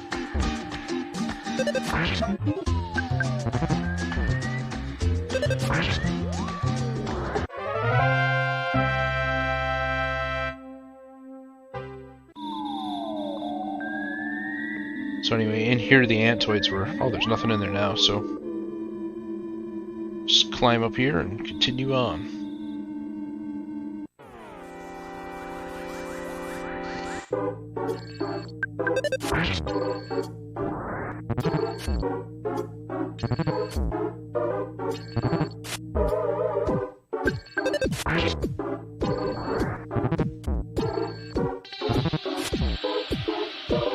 Time to slap some bass.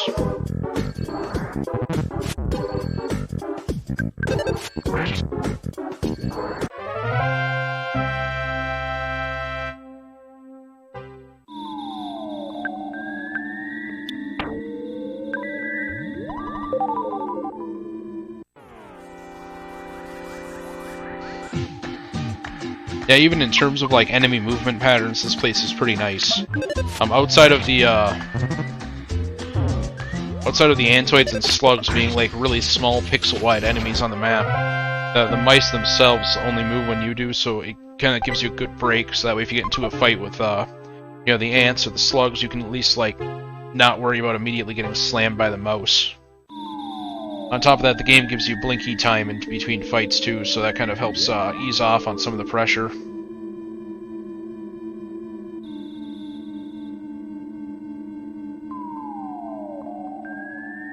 Got 2 mice.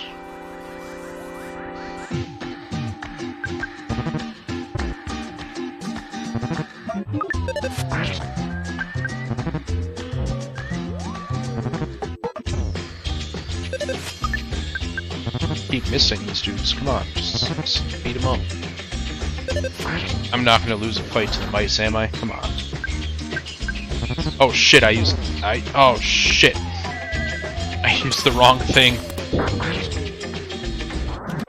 Oh well, at least it killed them.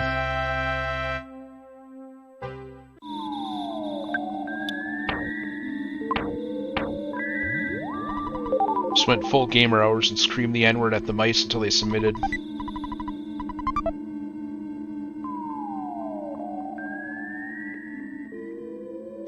Yeah, there's a lot of slowdown. I'm thinking it's because of the music patch in this. So I'm playing on real hardware. I'm not playing on an emulator, or even like with the mother playthrough. I was playing on the NT Mini. I'm actually playing on a real Super Nintendo with this, and I'm thinking it might be a little bit too much for the Super Nintendo to handle at points, because there's a lot more slowdown in this than there was in the original game.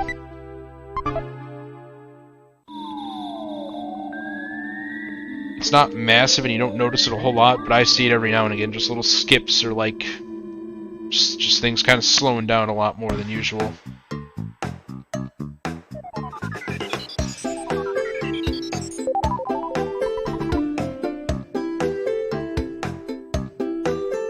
I think we can even, yeah, I was about to say, I think I can even farm butterflies right here.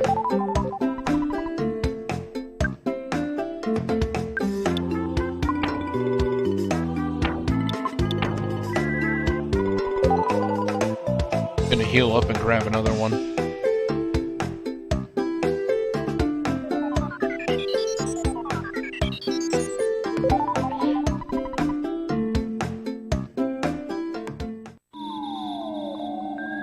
And yeah, since we're getting close to the boss now, you're seeing more Antoids.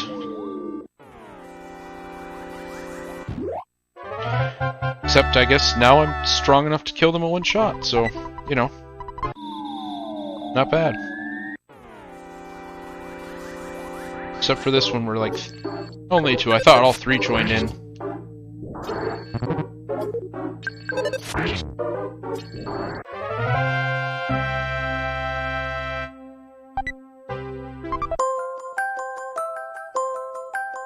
Got a nice HP boost there, too.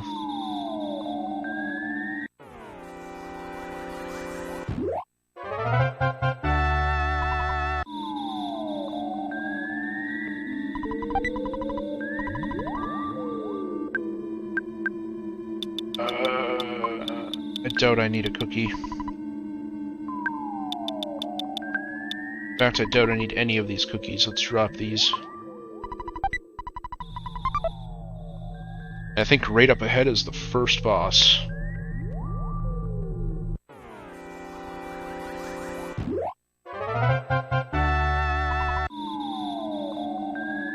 Or not first boss, but first dungeon boss. Frankie and Frankie Mark II were really the first boss, but...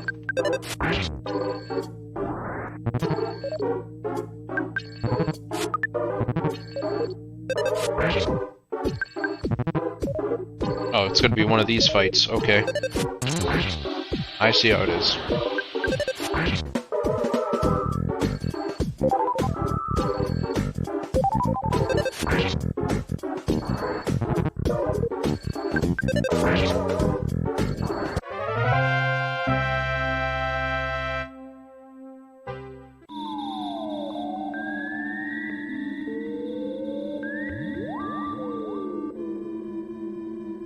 Here we are. So, with all the Antoids in here, I bet you're wondering what the boss of this place is.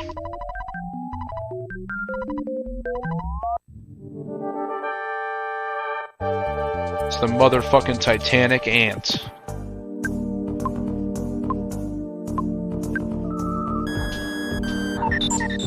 This dude's gonna drain our pee-pee.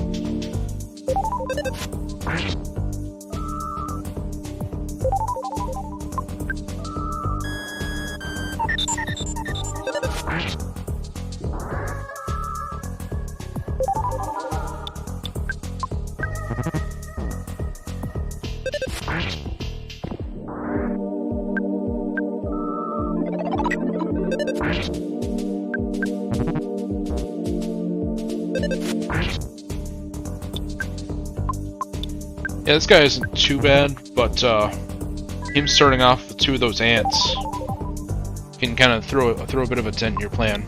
If I wanted to, I could have gotten rid of those really quickly just with the PK Vidya, but I'm trying to save my PP just for healing, if I can.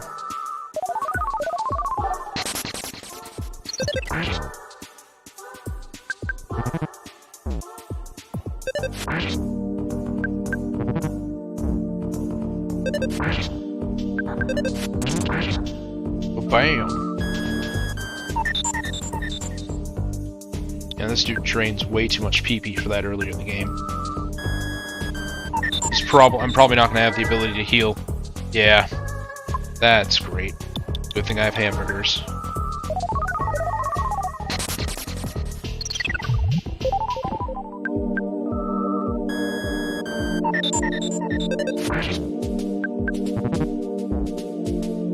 Wow. This guy just got nasty after draining my HP a bit.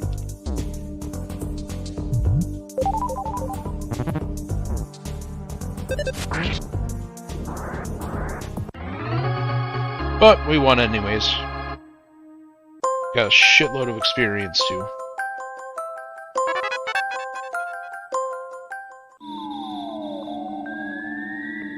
And like that, the guy's done. So one thing I didn't show off too, just because I learned things, I'm pretty sure you can actually see what your PSI does in this game too. Yeah, PK Vidya, deadly PK attack, which only Carl can use. Which is really nice, because one of the big problems with the first game, kind of like I was mentioning, was like, you couldn't tell what each individual level of a spell could do. So you can actually check on that in this game, in the game itself, without having to like look up an extra manual or something. But yeah, that's the first boss. So we're gonna hit up that first sanctuary location and get our first melody. I mean, sanctuary.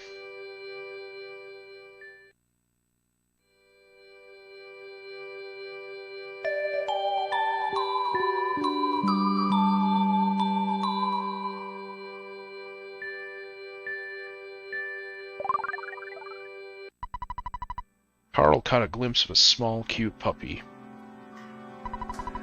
Carl's Soundstone recorded the melody of the giant step.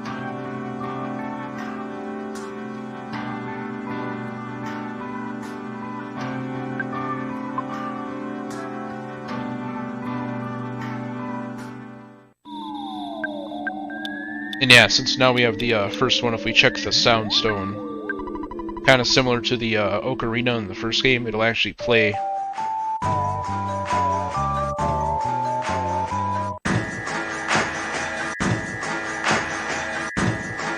It'll actually play the individual parts of each song.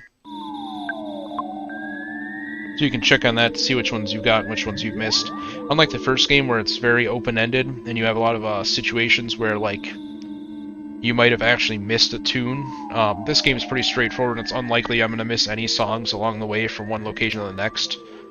But still, it's a good way to check that. Also, another cool thing, you see the Antoids are running away. That's not just because I leveled up. When you beat the boss of a dungeon, all of the enemies in the dungeon instantly fear you and run away from you. This can actually be used to some effect if you're a bit under-leveled for an area. Because if you manage to like make it through the dungeon and rush straight to the boss and kill it, all of the enemies in the dungeon will now be afraid, and you're basically guaranteed to get back attacks on all of them. And since some cases back attacks can guarantee a instant win the first turn, you can grind up on enemies that you normally wouldn't be able to get instant wins on for experience. It didn't work out in that case, but it's kind of a generalized thing.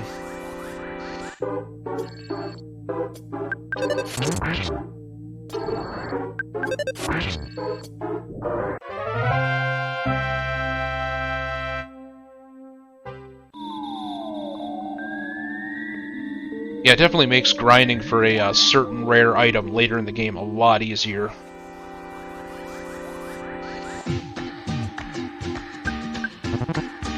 Surprised I didn't get a surprise attack on that one, but...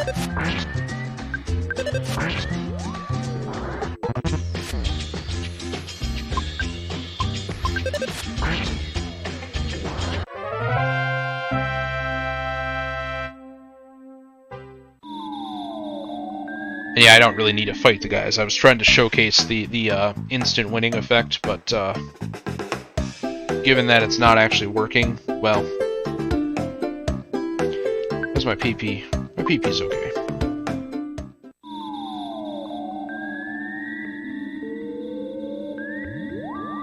But yeah, it definitely makes it a lot handier. Even if you don't need to grind, just the fact that everything in there is now no longer aggressive towards you, so you can just kind of beeline right to the exit, makes things a lot easier. My PP is low. I'm sorry your PP is low, Zippingtsy. Unfortunately, I am not the one to help you with that. The sign said, "Don't enter." Couldn't you read it? No. I'm sorry, I'm completely illiterate. What a rebellious kid. Come down to the one at police station later.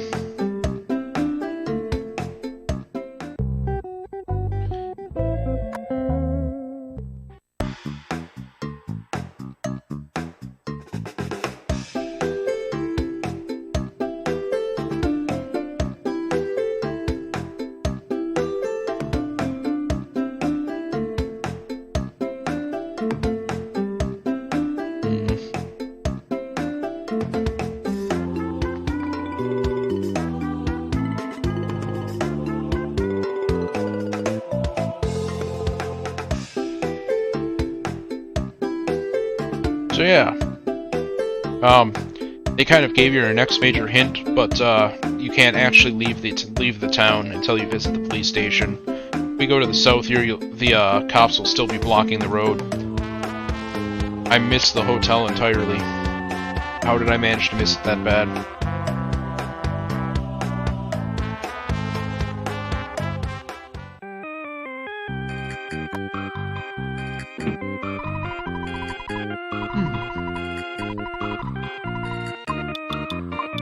So yeah, how long have I been streaming for? About 2 hours? We'll do the police station. That doesn't take too long.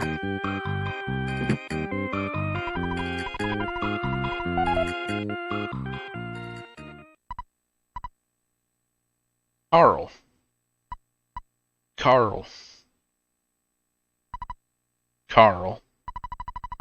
I have a friend who you've never met before. My name is Yogo. No, don't do it, Carl.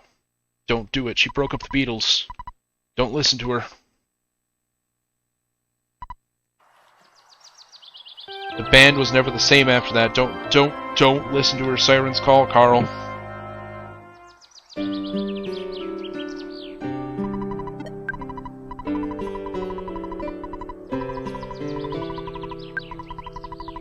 Anyway, we got loads of dosh from that dungeon, too.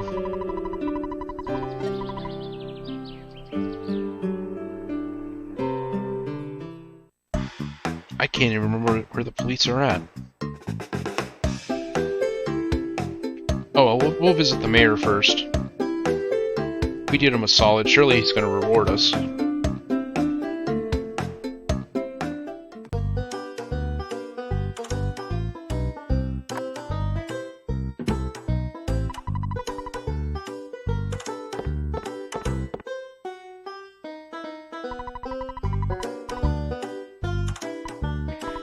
Hey, what's your name? I'm so busy with my election that I don't have time to meet with you. Thanks.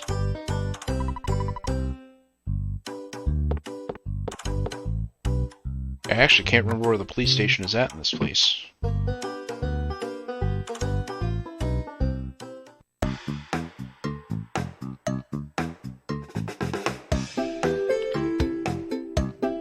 If I wanted to make, like, you know, a topical joke or something, I'd say the pig pen or something, but, I really have no idea where I'm supposed to go.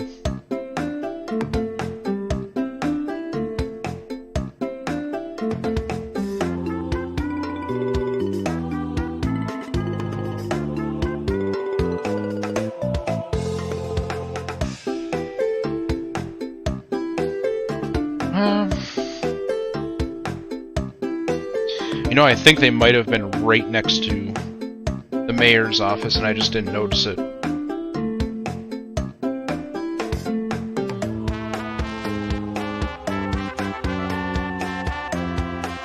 Nope, that's just a sign. Okay.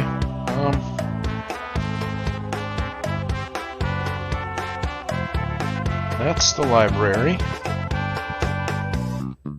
Where the fuck are the cops?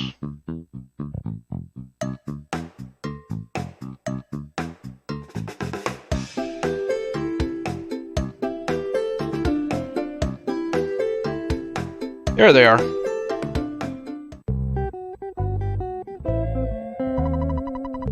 I would rather be working as a parking meter cop. It's been too busy lately, I'm sick of it. Man, am I steamed. Don't even try talking to me. Oh, I thought you'd say something cool. Talk to him twice. So here you are. You're the little delinquent that came back from Giant Step. Now you listen here. Don't enter means that you do not enter. You got that? And furthermore, blah blah blah, blah blah. It's usually those tax evaders who blah blah, blah blah. We don't enjoy blocking off roads, you know. Blah blah, blah blah. It's usually the local whiners that make a big deal about emergencies and meteorites. Blah blah, blah blah, blah blah. Why is the road to Tucson closed? An emergency, of course. At times like this, kids like you should be playing Nintendo games. Hey. Anyway, sure you want to go to Tucson? Yep. Okay, Chortle, follow me.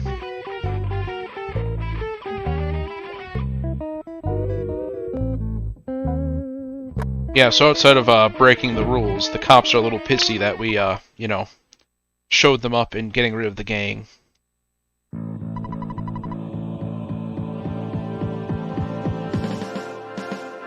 So now we gotta take on the full police force.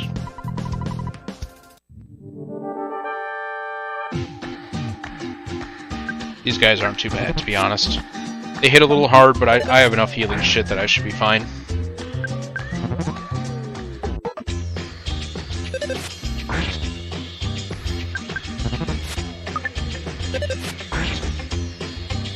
Really, the only major threatening thing is the fact that the cops know karate. Their chops hit a little hard, but I think that's all they really got.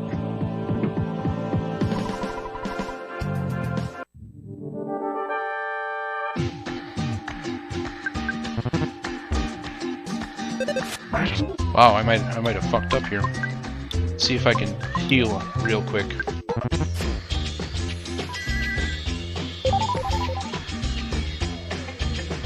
I'm gonna let my HP roll a little bit just to give me a bit of wiggle room in case I get slammed again.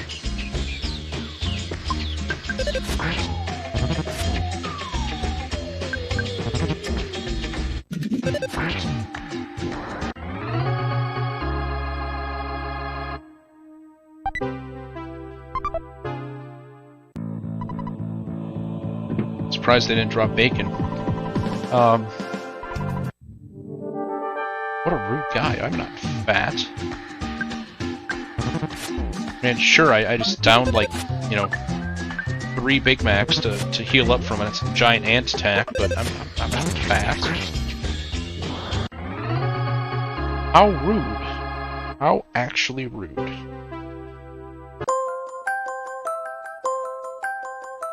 Got a good level up from it, though. My Hellhold attack.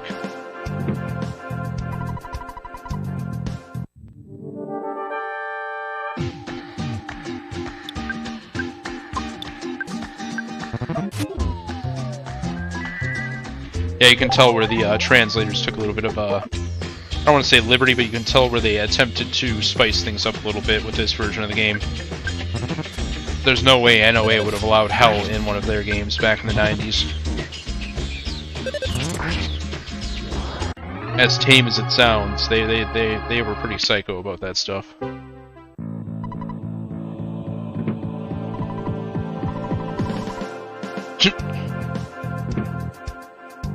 So now we gotta take on Captain Strong. There is no way I can beat you in straight competition, so get ready for my super ultra sambo mambo martial arts.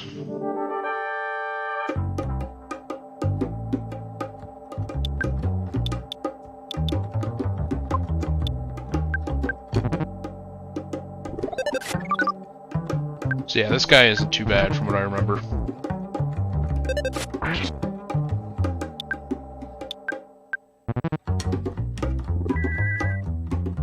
Really, the big problem is if you drag on the fight a bit too much, he can boost his attack up kind of continuously, like you're seeing right now. I'm gonna slap him with a PK video.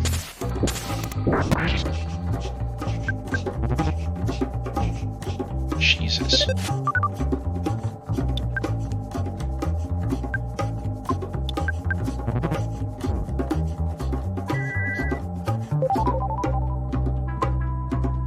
Again, I'm just gonna let this roll up a little bit to survive, because this one attack hits for like 50 damage.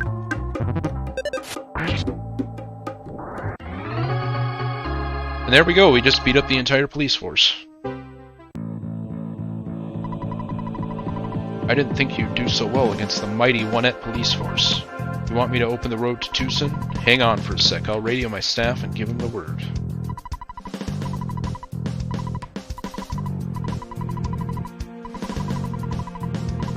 So yeah, with that, we basically cleared our way to the next major area of the game.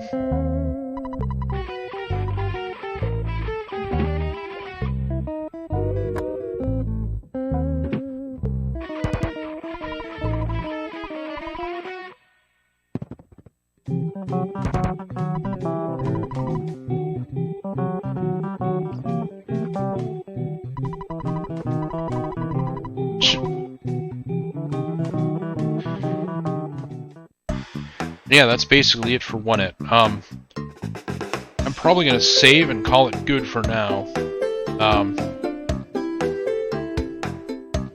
Just because I cleared out the first major area and I've been streaming for a couple hours tonight, so as soon as I find the fucking hotel. But yeah, this game is basically kind of I don't want to say a remake, but it's basically the first game, but better in every way. There's a lot of really nifty gameplay mechanics and shit that are in this game that I think a lot of people take for granted.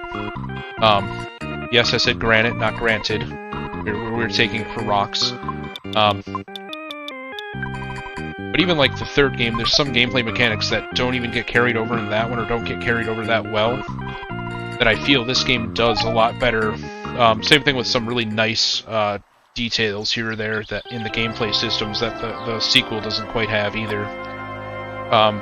This game is definitely my favorite of the series, and I'm definitely excited to play some more of it again for the first time in a while. I almost literally said I'm excited to play it for the first time, so you know this is your brain on fucking memes. But yeah, I'm gonna save here and call it good for tonight. So thanks for stopping in and watching. And I'll probably try to stream this a bit more frequently than I did the first game. probably right around this time-ish, probably 6 to 7 p.m. EST. So, as usual, I'll also be recording it and slapping it on my YouTube, so even if nobody stops by, you can listen to me ramble about things like Dragon Quest for 2 hours. And, yeah.